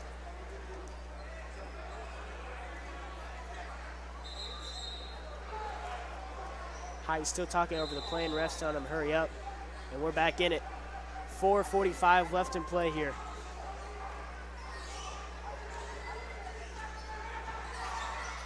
Berman, good move. Looking to slow things down like they normally do. He takes the long 3. Freshman Carson Gerderman, no good. Good effort, rebound by Chuck Large. What's the call? Looks like a behind the back call, but there was no boxing out. Pretty controversial call. Chris Ketchum will take it up. Feeds ahead, Jordan Rowe. Back to Jason Rowe. As James Warner takes the three, almost gets it stuck on the rim. No good. Oh my, great move there. Taking ankles down after the rebound. Oh my goodness. That was Jaden Fuchiawe there, who crossed over James Warner following James's missed three. That was crazy. We'll see that on an edit later. Probably see that on the mixtape as well. Justin Shields pump fake. Step back three is good. That'll give St. Charles West the 1 point lead. Great step back there. Absolutely great textbook play. Lakeith Davis takes it back up, looking to get some points in. Get some return points.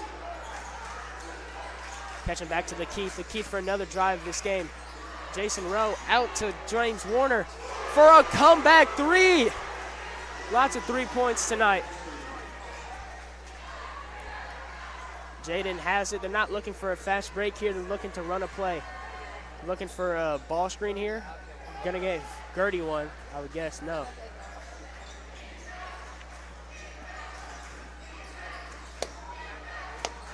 Jaden has it in the corner. Gives it to Gerdeman. Gerdeman does a smart play, dribbles it out the corner. They're slowing things down. Looking to grab a three. Might have been a foul there. Nothing's called. Fast break here. Lakeith Davis has it. Good move. And they're saying he stepped out when he did his circle move. Good heads up call there by the ref.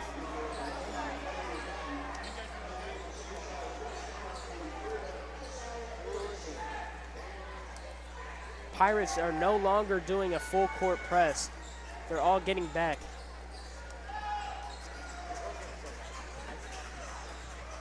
Eli Chowning catches, gives it to Gerdeman. Fuchiawe is able to pull the foul, and that'll be St. Charles High's second foul of this quarter.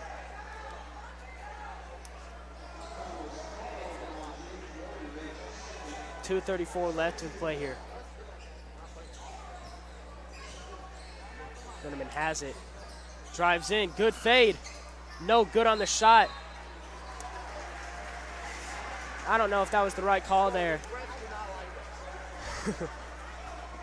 Call was on number 24, Josiah Erickson, going in for the rebound. St. Charles High is in bonus now. They'll be shooting. Jaden Salamoni's been shooting 56 from the line here all season. See what we can do. Fuchiawe has got an offensive board following a free throw for a putback. He's definitely looking to do that again right here.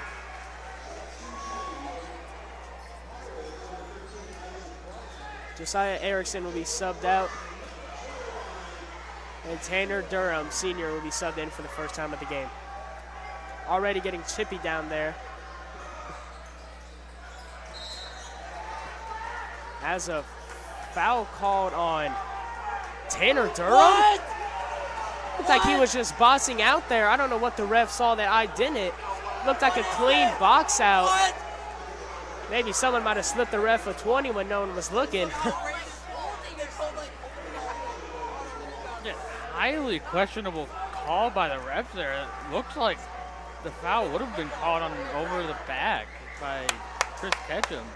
Don't know what the refs are thinking there. I was thinking the same thing. I thought the foul was on Chris Ketchum until they pointed and threw up the 21. Freshman Gerdeman gets the rebound, and he'll take it up. He's looking ahead. There's no one open. West is down 3, 2 minutes left in play here.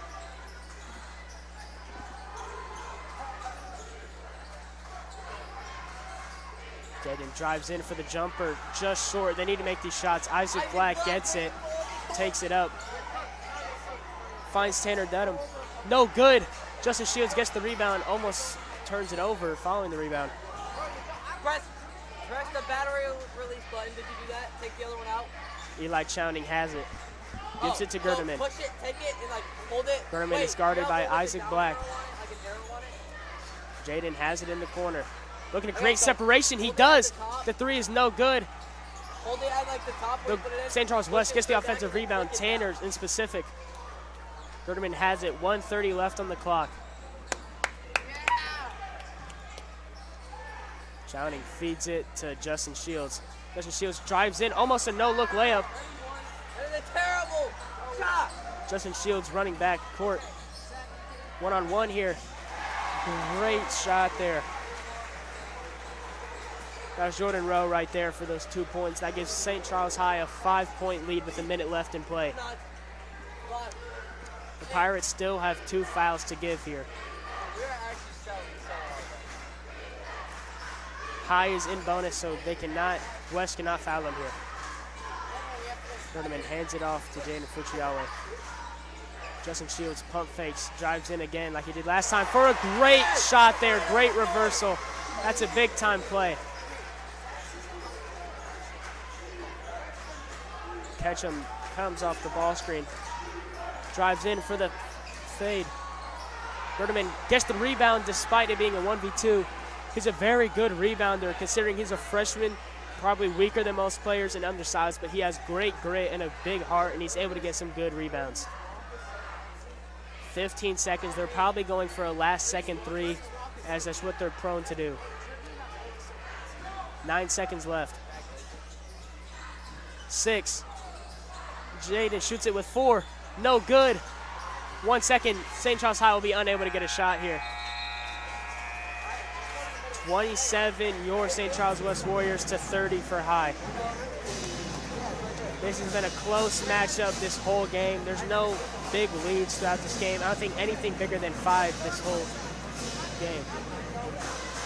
St. Charles West has 4 timeouts remaining. High has 5. We will see you again following our 10-minute intermission in between the halves. But before we go, do you have anything to add on here? You know, both teams playing very intensely. Both student checks, especially the St. Charles West student section. You can draw a comparison to like most European soccer crowds. I would definitely say that. Lots of mean chants going on. Yeah, you got the classic mean chants towards their rivals. You could practically say this is like any derby match because it's a classic rivalry. Just, you know, great history between both schools. Obviously, always bring the aggressiveness to the table. Lots of trash talking going on the court. I'm not complaining. I actually love when teams trash talk. Makes the game more intense, more involved. It was actually a lot worse last game. Carson Gerdeman, he got stepped on following a play, and then he came back and made a very clutch 3 in his face, turned around and started chirping. A beautiful moment, especially for his first ever high school game. Sure, the nerves were at an all-time high, and he played his best game. Yep, and again, Carson Gerdeman, him being a freshman, he still has much more room to grow. And again, just like the comparison drawn to Zoe Hollander earlier, both of them have much more room to grow. Definitely both will be a crucial centerpiece for both of their teams later on. Yes, I'm sure they'll both have the team surrounded around them in these upcoming years. And now our dance and drill. Now we'll have your St. Charles West dance and drill team, as they will now do their hip-hop routine.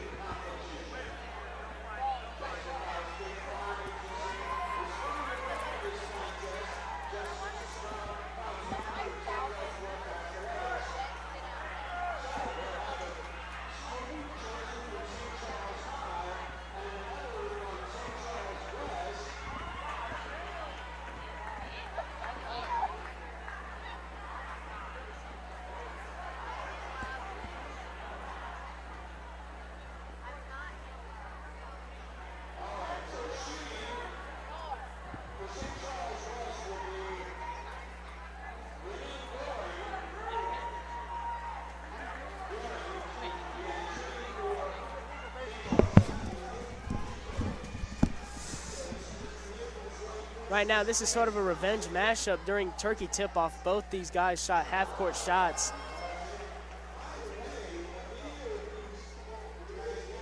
Junior Brennan Goring was unsuccessful last time at his half-court shots. He's an all-right baseball player, by the way. He's a great person. He's hyping up the crowd. The crowd is up on their feet, ready for him to make some shots. Oh my! Oh! He's been hitting the gym a little too much there as he almost misses the backboard.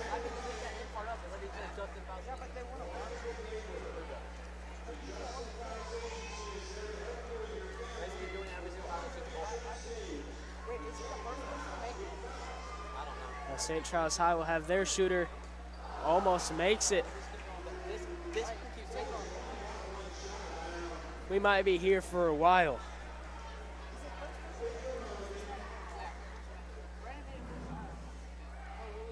Oh, close there. Definitely closer than his first shot.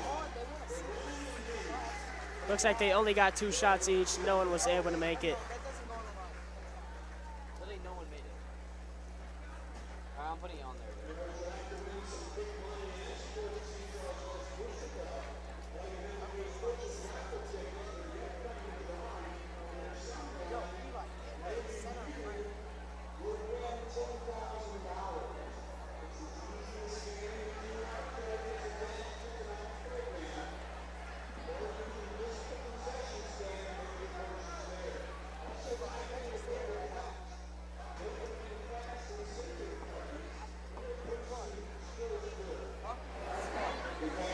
He's rizzing.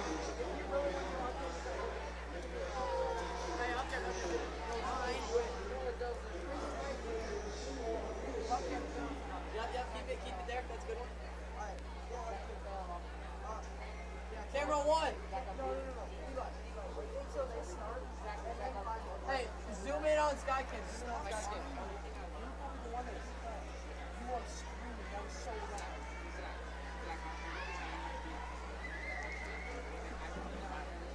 No, put that back on there. Put them back on there. What are you doing? You can't do it like that. Why are we doing it?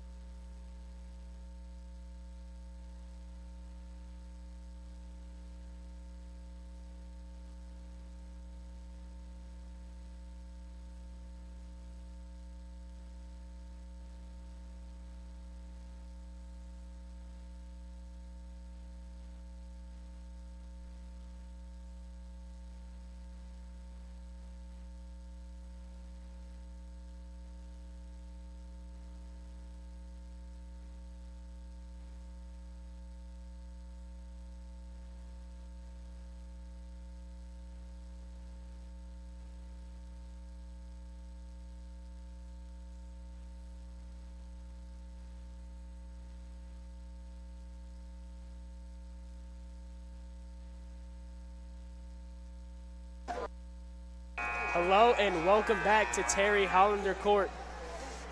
St. Charles High is leading by 3 to your St. Charles West Warriors. St. Charles High will get the inbounds following the first half.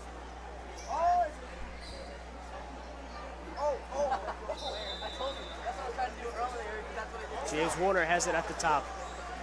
Guarded by Gerdeman. Rowe receives it. Inside to Ketchum. Ketchum out to Salamone, who's left open probably for a reason as he misses short. Gerdeman is slow to take it up. They're running a double screen for him. Running stack. Quinn, first time in the game for a minute. Or for a while, I should say. Jaden gives it to Quinn. Quinn to Carson. Gerdeman fades out. Looks like he got hit a little bit. No foul call will be given. Josiah's unable to get the rebound. Tyler Dunning, quick fast break guarded by Quinn. He's able to make separation just slightly long as he gets the board. Keeps up the aggressive play style for the easy 2. That makes it a 5-point game.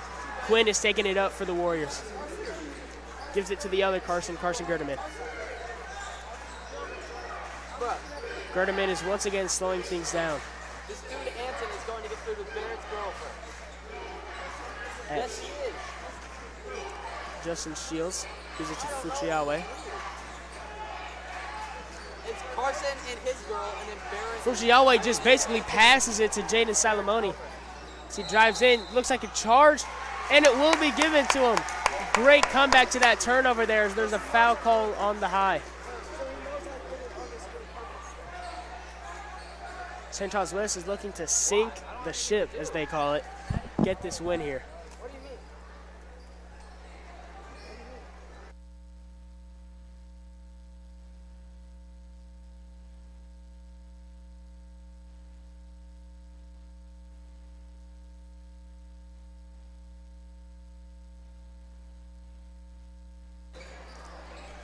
Jaden is subbing it in, or passing it in for the Warriors. Gerdeman receives it, placing some hard defense by Tyler Dunning.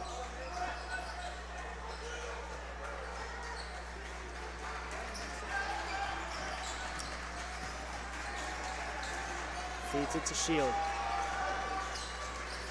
Shield to Yahweh. Oh my goodness! Carson Quinn made someone fall. Leads to the wide open pass for Justin Shields. What a highlight reel play. Oh my goodness. That was a crazy play. Just what St. Charles West needs to start off this drive.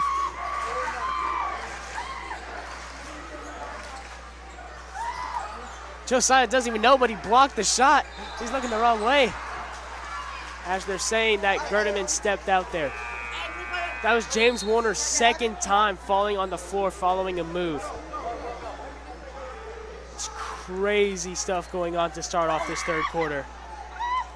If you looked at that replay, that was insane.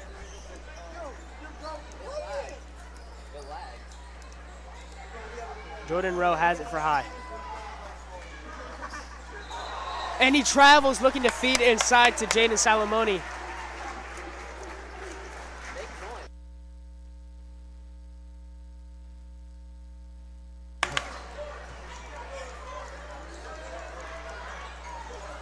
Quinn gets the inbounds.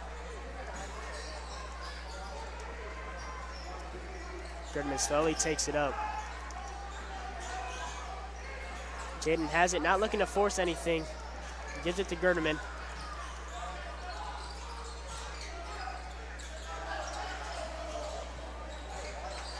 Gerdeman trying to find the open space here, the open pass. Jaden dribbles up to the top. Josiah Erickson looking for the off-ball call. Jaden drives in, and it'll be a foul on the floor. Good take. The foul will be credited to Jaden Salamone.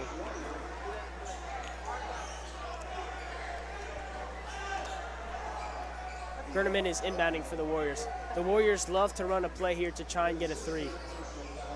It's a very popular play. There's tons of variation in it. And as the very popular, great hard-working towel boy comes out, and he gets his own hero shot there. You love to see it.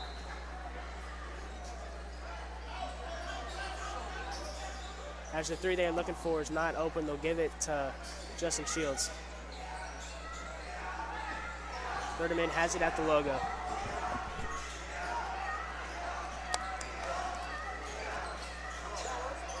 And feeds it to Quinn in the corner.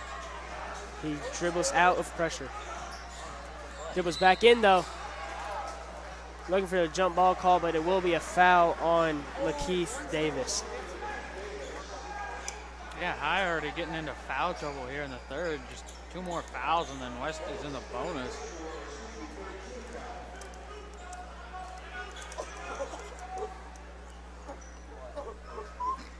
I'm sure these fouls here will end up being pretty detrimental for the Pirates.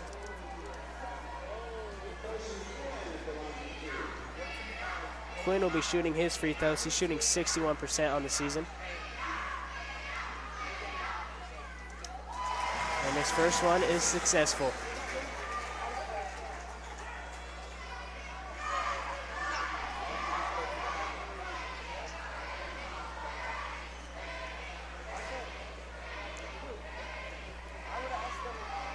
Quinn's free throw routine is known to throw a lot of people off as he squats his legs and then shoots. Kind of does 2 different shooting motions.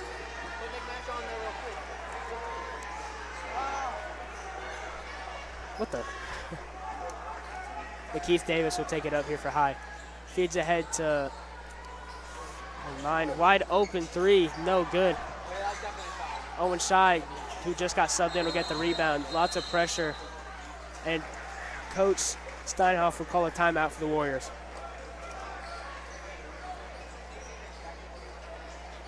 Zach's camera is broken. 4:30 left here in the third quarter. Very back and forth game here.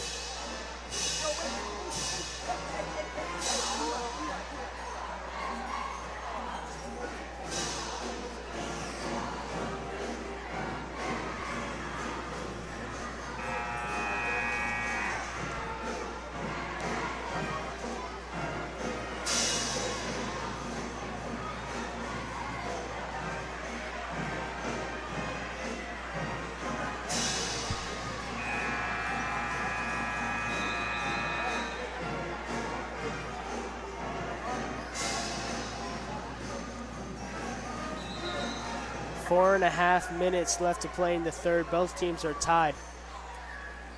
Pirates have given 3 fouls this quarter. West have given none. Warriors only have 3 timeouts left compared to High, who has all 5.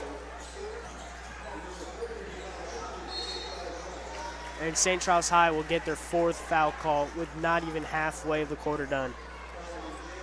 As long as West can keep drawing these foul calls, they'll get lots of free throws. Everyone on the team is shooting over 50%, so it should be some good points for them.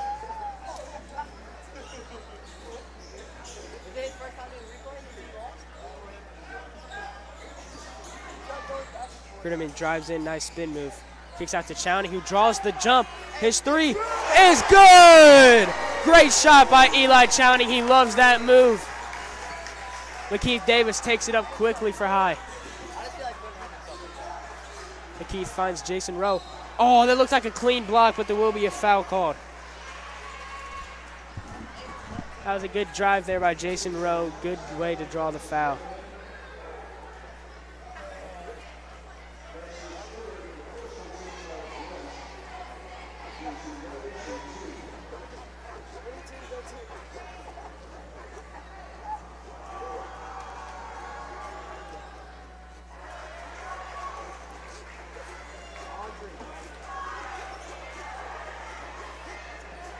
Jason Rowe's first one is no good. He's shooting 66 on the year. Second one hits back rim but rolls in. St. Charles West quickly inbounds, trying not to let High set up their press.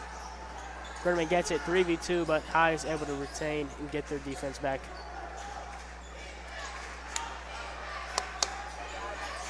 Josiah Erickson has him in the corner.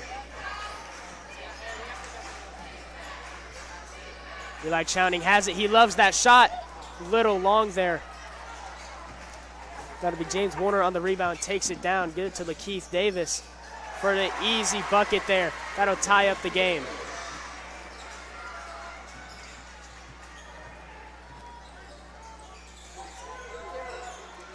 Both the Carsons are the last one down the court. They got the ball. They're looking to run up a play here.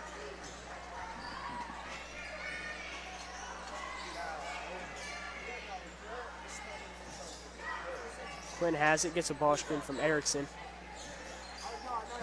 Johnny pump fakes it. Ball gets deflected. He dives for it. Looks like Erickson caught in trouble, and there'll be a pushing foul on Jason Rowe.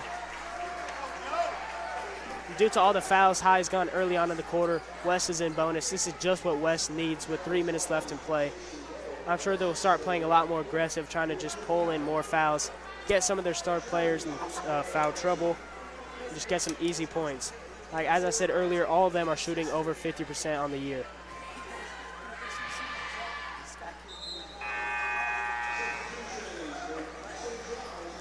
Both teams will make big subs here.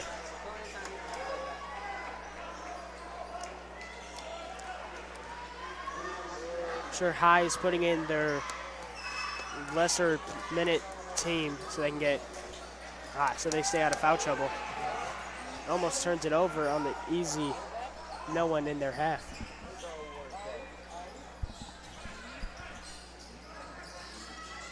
Davis gives it to Rowe. Rowe gives it to Chris Ketchum, but no one he's unable to catch it.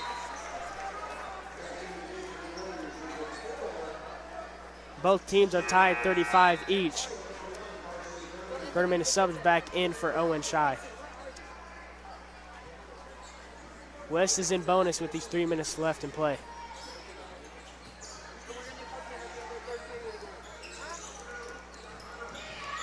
Oh my goodness, oh, but there will be a push-off called. I think that might have been the right call there. That could have been the third ankle breaker of the day, but it will be a push-off. I think that's a good call there by the ref.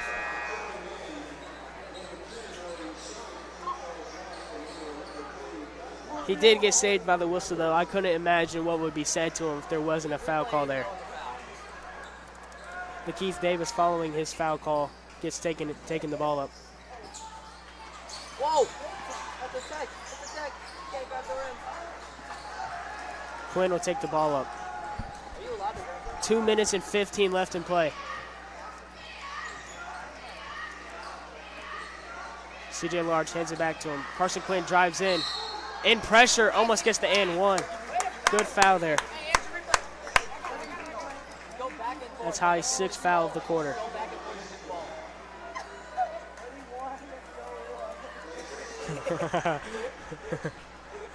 Carson Quinn is shooting two.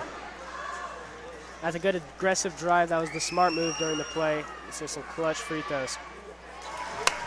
So he takes his time, follows his routine, and makes the first one. Isaac Black is subbed out, and so is Chris Ketchum.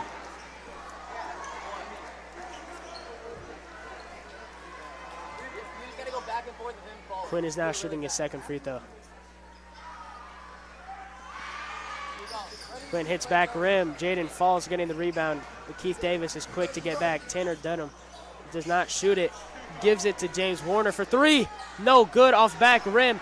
Big clutch time by Salome, rebounds. Good 2-point putback there to give them a 1-point lead. Quinn takes it up, looking to draw a quick foul there for the free throws. None will be awarded. Now he's looking to slow things down, get an open three, a play they love to do. They also love the high ball screens up there, top of the key.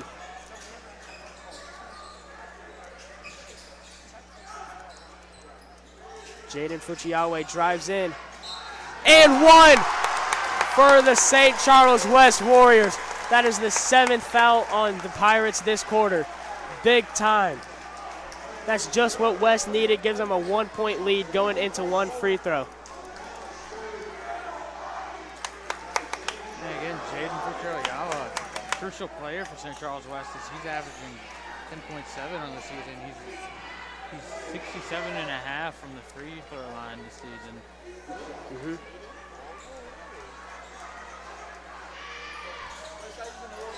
And he makes his free throw. Tanner Durham will be subbed in for sophomore CJ Large.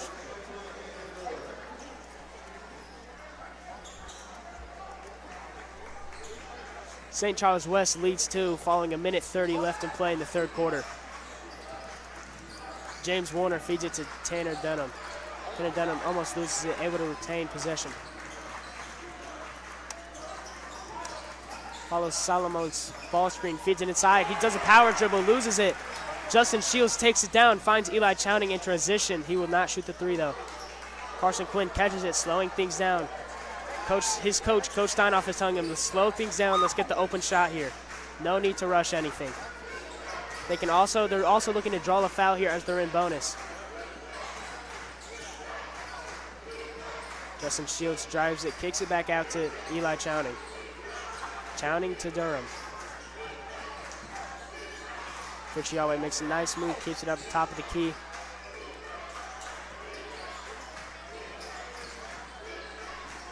.30 seconds left, clock ticking down here. West might go for one final shot here. They're being told not to shoot. They're still running plays, looking for the perfect shot opportunity. 15 seconds, clock is ticking down as we speak. 12. 9 seconds left. Jaden Fujiyawe comes off the screen with 5. He shoots it, no good. 1 second left, I doubt High gets any shot off. And there will be none awarded. 39, your St. Charles West Warriors. 37, your visiting St. Charles High Pirates. High has 5 timeouts to give, West has 3. This has been a close matchup. Both teams back and forth, back and forth, back and forth score. Man, crazy, intense matchup. Both student sections are chirping a lot. The players are chirping a lot. Been a great game.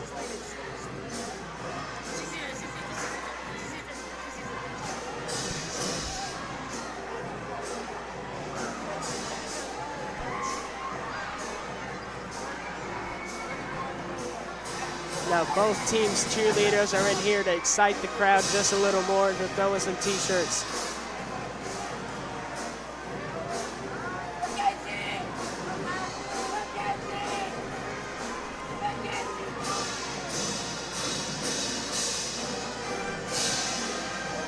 Eight minutes left to play. Close matchup here. I'm excited to see how this pans out.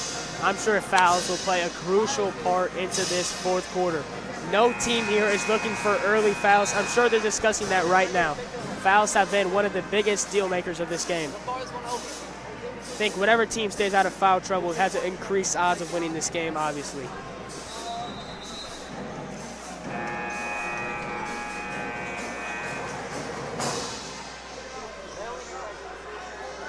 Eight minutes left to play here. High is looking to come back for this win here. They lost Turkey tip-off a couple months back, both teams' first game of the year. Very anticipated, very watched match. Let's see how this rest of this game will pan out here. Dude, why are everyone's Gerderman at the top of the key. Feeds it to Fuchiawe. Justin Shields drives it into the corner. Fuchiawe almost loses it. He's able to retain possession. He drives it in, dishes out to Quinn. Quinn for his second 3 of the game. Doesn't get his bounce. Tanner Durham tried defending his case, saying it hit off his defender. He'll go back on defense. Too close to call. Jordan Rowe is taking the ball up for High. Chris Ketchum has it. Guarded heavily by Fuchiawe. Rowe drives in, good dribble move. No good, no offensive rebound there. Gerderman gets it, another rebound for the small point guard. I love how he always finds a way to get these boards in clutch situations, even though he is one of the shortest players out there. As he gets another floater. That might be his 4th floater of the game. He loves those shots. He'll take them all day. Tanner Durham deflects the fast break pass. Pass was intended for Tanner Dunham, but it'll be deflected by Tanner. Great heads-up play, great defense there.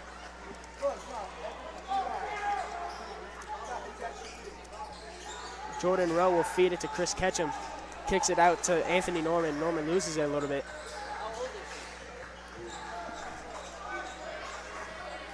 Monroe finds Ketchum. Tanner Dutton finds Ketchum again. Chris drives in, 1v3. Gets a late foul call there. It won't be an and one though. That is St. Charles West's first foul of the quarter. Keep that in mind. St. Charles West is not looking to draw up many fouls here, especially in the fourth quarter.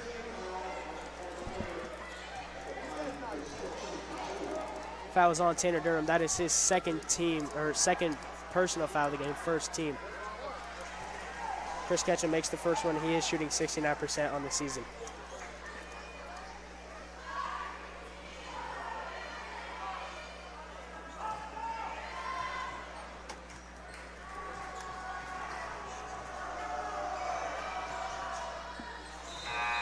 Chris Ketchum makes both.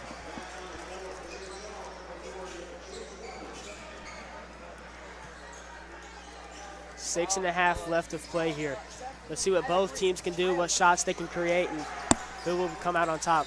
The press almost gets them a steal. Carson Quinn able to come from half court to come get that. Very smart heads-up play. Gooderman rushes in to get it in before 10 seconds. Now he's slowing things down.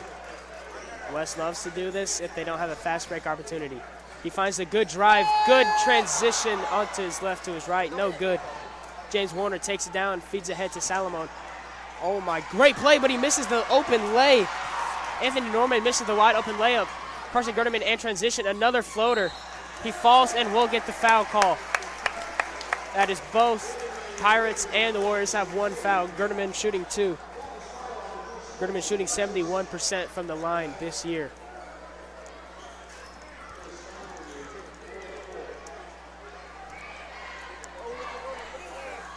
Six minutes, just under 6 minutes left of play here.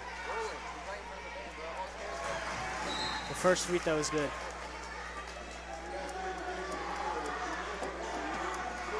Looks like St. Charles West will opt in to only have one person going for the rebound here. Looking to just get back and not allow any fast break opportunity here. Doesn't matter because Carson Gooderman makes the second one. 4-point game, just under 6 left to play. Both teams have one foul. Salomon kicks it out to Rowe, Jordan Rowe. His three-pointer, no good. Rebounded by Carson Quinn. Both of the Carsons this game, Carson Gooderman and Carson Quinn, have tons of rebounds. Very crucial. Fujiawe has it. Comes off Justice Shield screen. Jaden will drive in, spins for the easy 2. Big time move, great move, makes it a 6-point game. 5 minutes left to play here. James Warner will take it up. Lakeith Davis will be fouled by Gooderman.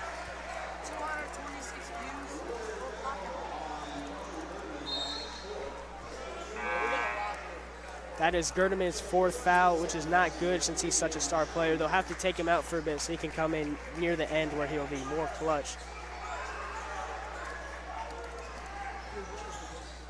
Jordan Rowe has it. Jordan Rowe looked like a double dribble almost there. And then Salomon will get the wide open layup. Shining looking to get it in quick, running across the sideline. One dribble pickup, which is not what West is looking for. Good defense there. James Warner, he turns it over. Right back to Jaden, one-on-one. Let's see what happens here. Good layup there. Great shot there by Jaden Fujiawe. Takes advantage of James Warner's turnover. St. Charles High goes right back at it. Trying to get 2 of their own. No good. Carson Quinn loses the board, and he'll get fouled. That is High's 2nd foul. 4.5 left to play here in the 4th quarter. It is a 6-point game.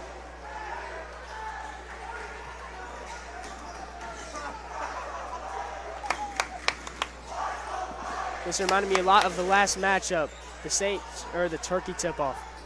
4.5 left of play here. And so plenty of time to get past half. They don't have to force anything here. They're looking for a good open shot.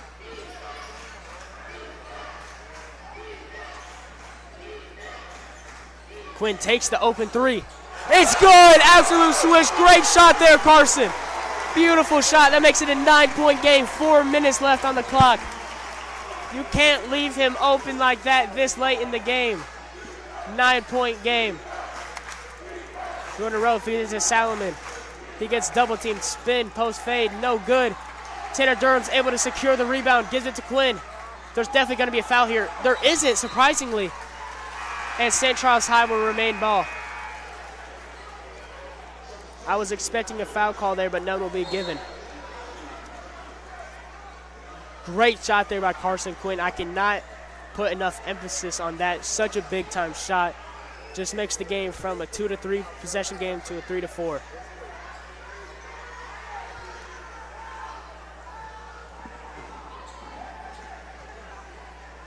Jordan Rowe is inbounding it.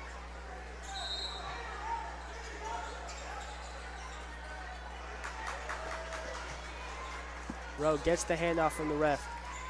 Feeds it to Salomon, but it'll be a foul call down low. They're saying that Jaden Fuchiawe was holding on to his jersey. I'm sure you can hear the boos that are going on live right now. Lots of excitement going on at Terry Hall in their court. Salomon gives it to Warner. James Warner finds Jordan Rowe.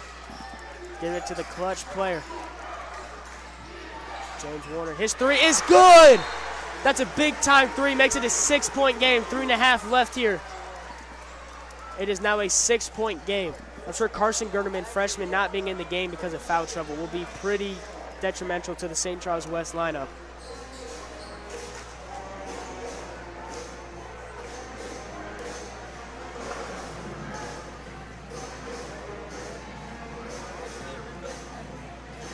Very close game. St. Charles West just looking to keep their lead up. St. Charles High looking to force turnovers, force fouls on West, and get some free throws in. I can almost guarantee you there will be some foul trouble and there will be lots of free throws. This game will be a lot longer than 3.5 minutes.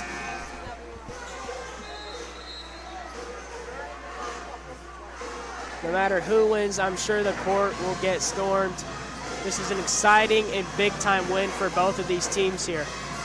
I'm excited to see how the rest of the game pans out for both these crosstown rivals. Quinn receives the inbounds. They're looking to press. He finds Justin Shields kind of open. As he able to get the wide open layup. 8-point game for the St. Charles West Warriors.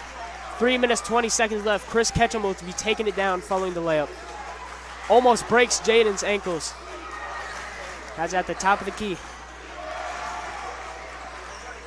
Tanner Dunham looking for an open shot. He's good at making them, or creating them. Jordan Rowe finds Salomon. Back to Rowe. Rowe drives it in.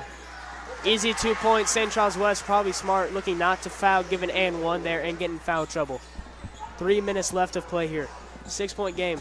Gerdeman's looking for the foul. No, none will be given. West just needs to slow things down, burn some clock, and get an open three is probably what they're looking for. Or just any open shot. Carson Quinn rolls off of Tanner's ball screen. Jaden has it top of the key, gives it to Tanner. Gerderman slowing things down for the Warriors here.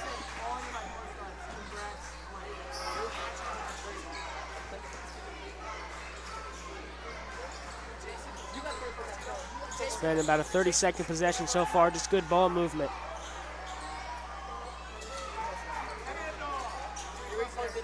Justin Shields has it top, gives it to freshman Gerderman. And Jaden is able to grab the call.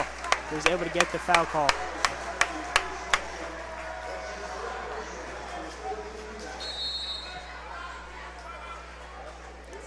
That's Chris Ketchum's third personal foul and third team foul. Timeout will be called by the Pirates.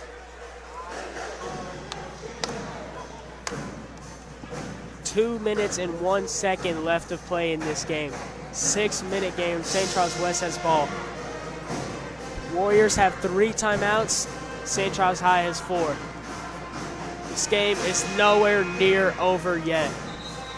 In 2 minutes of play, lots can happen as we've seen before in this matchup.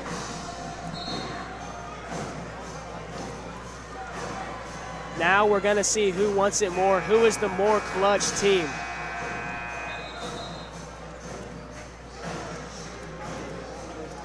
High still does have fouls to give.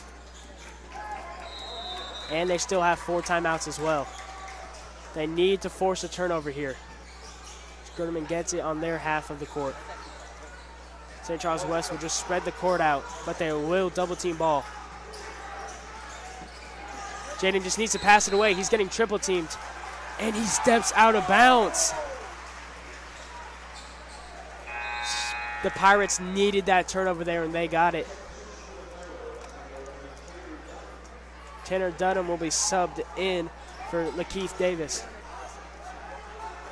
1:50 left in play here.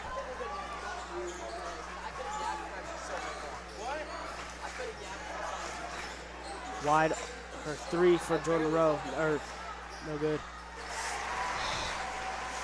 Jordan Rowe, his layup is good. 4-point game. Quinn will be taking the ball up. Finds Gerdeman. It is still a 2-possession game here. They can still burn some clock, and they'll foul intentionally so they don't burn time. That is the last non-free throw shooting foul that they will have. Lakeith Davis is subbed back in for Tanner Dunham. 1 minute, 18 seconds left in play here. They'll look for the same inbounds as last time, as Gerdeman will catch it in their St. Charles High's half of the court.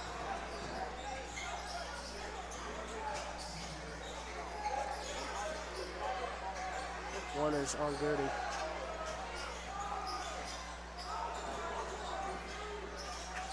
He's getting triple teamed in the corner, and he will get a foul call.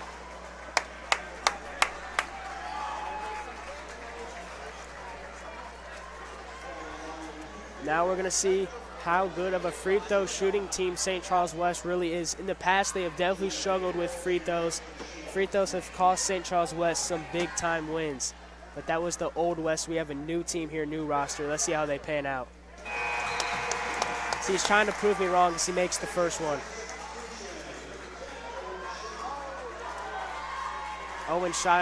Junior Owen Shy will be subbed in for freshman Carson Gerdeman. Looking to keep Carson out of foul trouble, keep him healthy for the last couple of seconds in this game. Justice Shields makes them both. It is a 6-point game. 1 minute left in play. Lakeith Davis takes it up, finds Chris Ketchum. That's who they want to have it. Lakeith Davis will drive in. His shot is long. Rebounded, Fuchiyawe. He finds Quinn. They're looking to foul. They're unable to get it. They're still looking to foul. No one has been called. Yep, smart job to not shoot that. Very smart play there. They give it to Owen. No, they actually called a timeout. Very smart heads-up play by Tanner Durham. Instead of shooting that 3, he passed it away, let the clock burn, and would rather let them get free throws. It appears that there is no timeout called, and there will be free throws instead.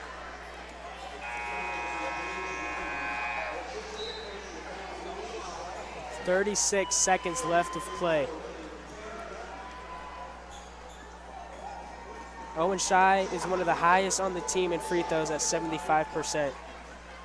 He's a very good, consistent shooter.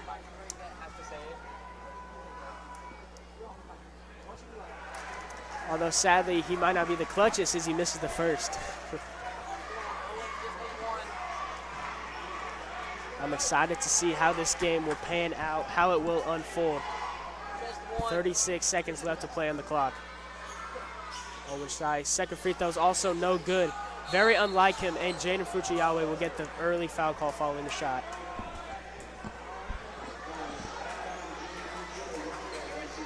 West only has one more foul to give.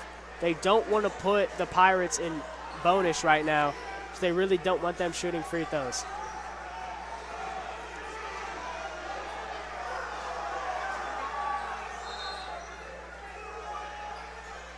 Lakeith Davis has it.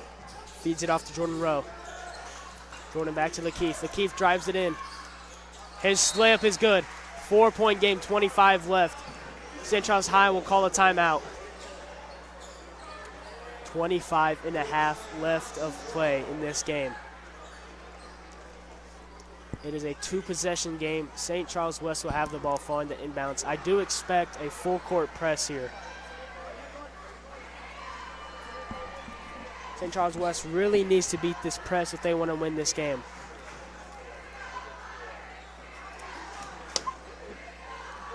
This will be some of the most intense 26 seconds of basketball all year for the Warriors. We're going to need some clutch free throws here, as they will probably get fouled at some point.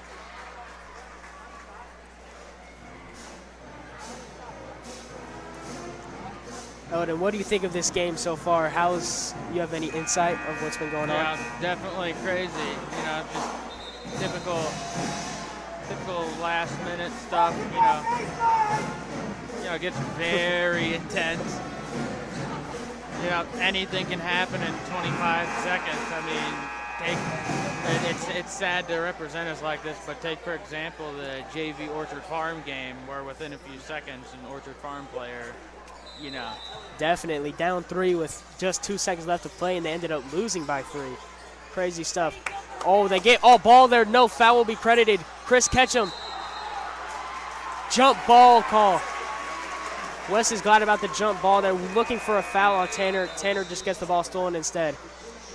Eli Chowning will be subbed in for Tanner Durham. They know he's a good ball handler and he's a good shooter just in case they need him. He's a good free throw shooter. Doesn't matter if St. Charles West will just call a timeout here. They're going to talk over their plays, talk over how to beat this press. They might try something new. If you've seen before, they tried almost a football-like play with 4 players lined up. They'd hike the ball. Crazy stuff. So I'd keep an open eye, look out for that inbounds. It's really hard to guard because it's really unexpected.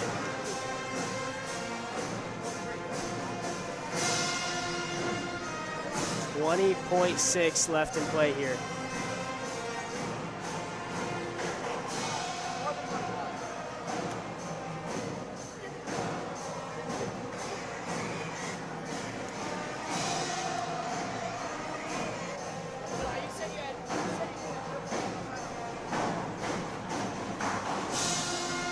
I'm sure St. Charles West really wants Eli Chowning shooting their free throws. Second highest free throw percentage on the team. He's a great shooter.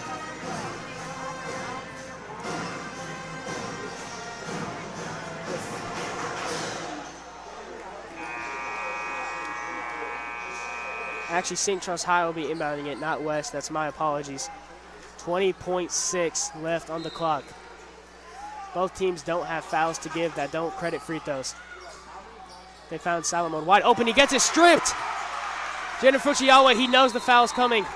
They'll call a jump ball instead. It'll still be West ball as St. Charles High got the last jump ball.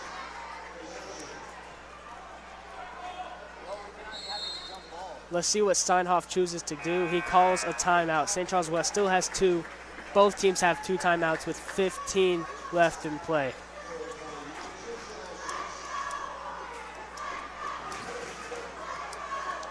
It's really hard to tell what to expect here. Sure, the way will mix something up.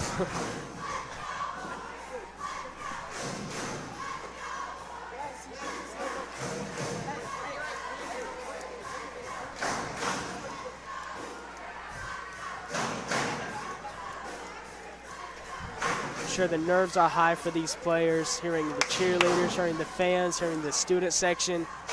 They have to lock in and focus on these calls. Both teams do.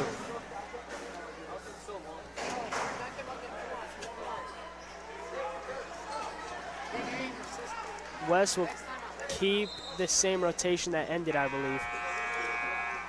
Actually, I think they subbed Justin Shields out for Josiah Erickson. And St. Charles High will keep the same rotation as well. I'm guessing that once they get on offense, High will sub in Tanner Dedham. And here they go with the football inbounds. They find Carson Gerdeman. They're going to have him shoot the free throws. 14 seconds left of play.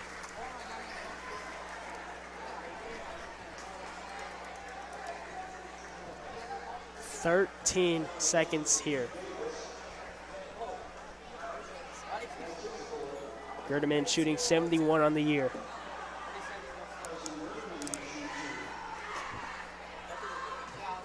West will only have 1 person rebounding. They'll have the other 4 get back on defense, or other 3 get back on defense. Gerneman's first one is no good. Shields is subbed in for Erickson. They at least need to make this one here. This is a big-time free throw for the freshman.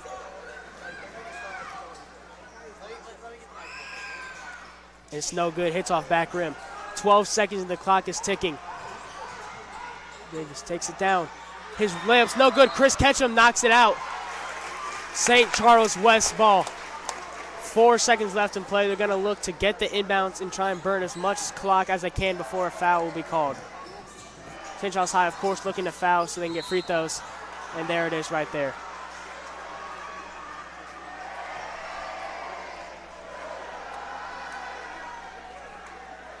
St. Charles West student section already knowing they've won. They're giving some chance. They know how good of a free throw shooter Justin Shields is. Shooting 70% on the season. He's just a good shooter, good player all around.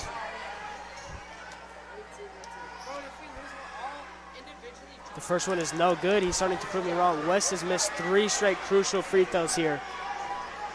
West just really cannot afford to let up any and one shot here. Second one is good. Very big time shot. Tanner Dunham has it. 1 second left. He banks in the 3. It looks like there'll be 1.2 left unless they call game. And game will be called. St. Charles West once again beats their cross-team rivals, St. Charles High. And now the student section will rush the court. Such a beautiful sight to see for your St. Charles West Warriors. Great game all around. Well played by both teams. Very fun game. Just great all around. Some clutch plays, some good plays. This is the second time your St. Charles West varsity boys have beaten your St. Charles High Pirates. They have successfully sunken the ship. They put on an absolute clinic tonight, both teams. Some great plays, great players. Fun game to watch. Thank you for watching at home. Thank you to all 60 viewers right now, all 250 who watched today. Thank you for the 4 likes as well. And we'll be signing out. We'll be back here next week on the 6th when the boys varsity basketball takes on the Eagles of Christian O'Fallon. Thank you for watching. We'll see you next time.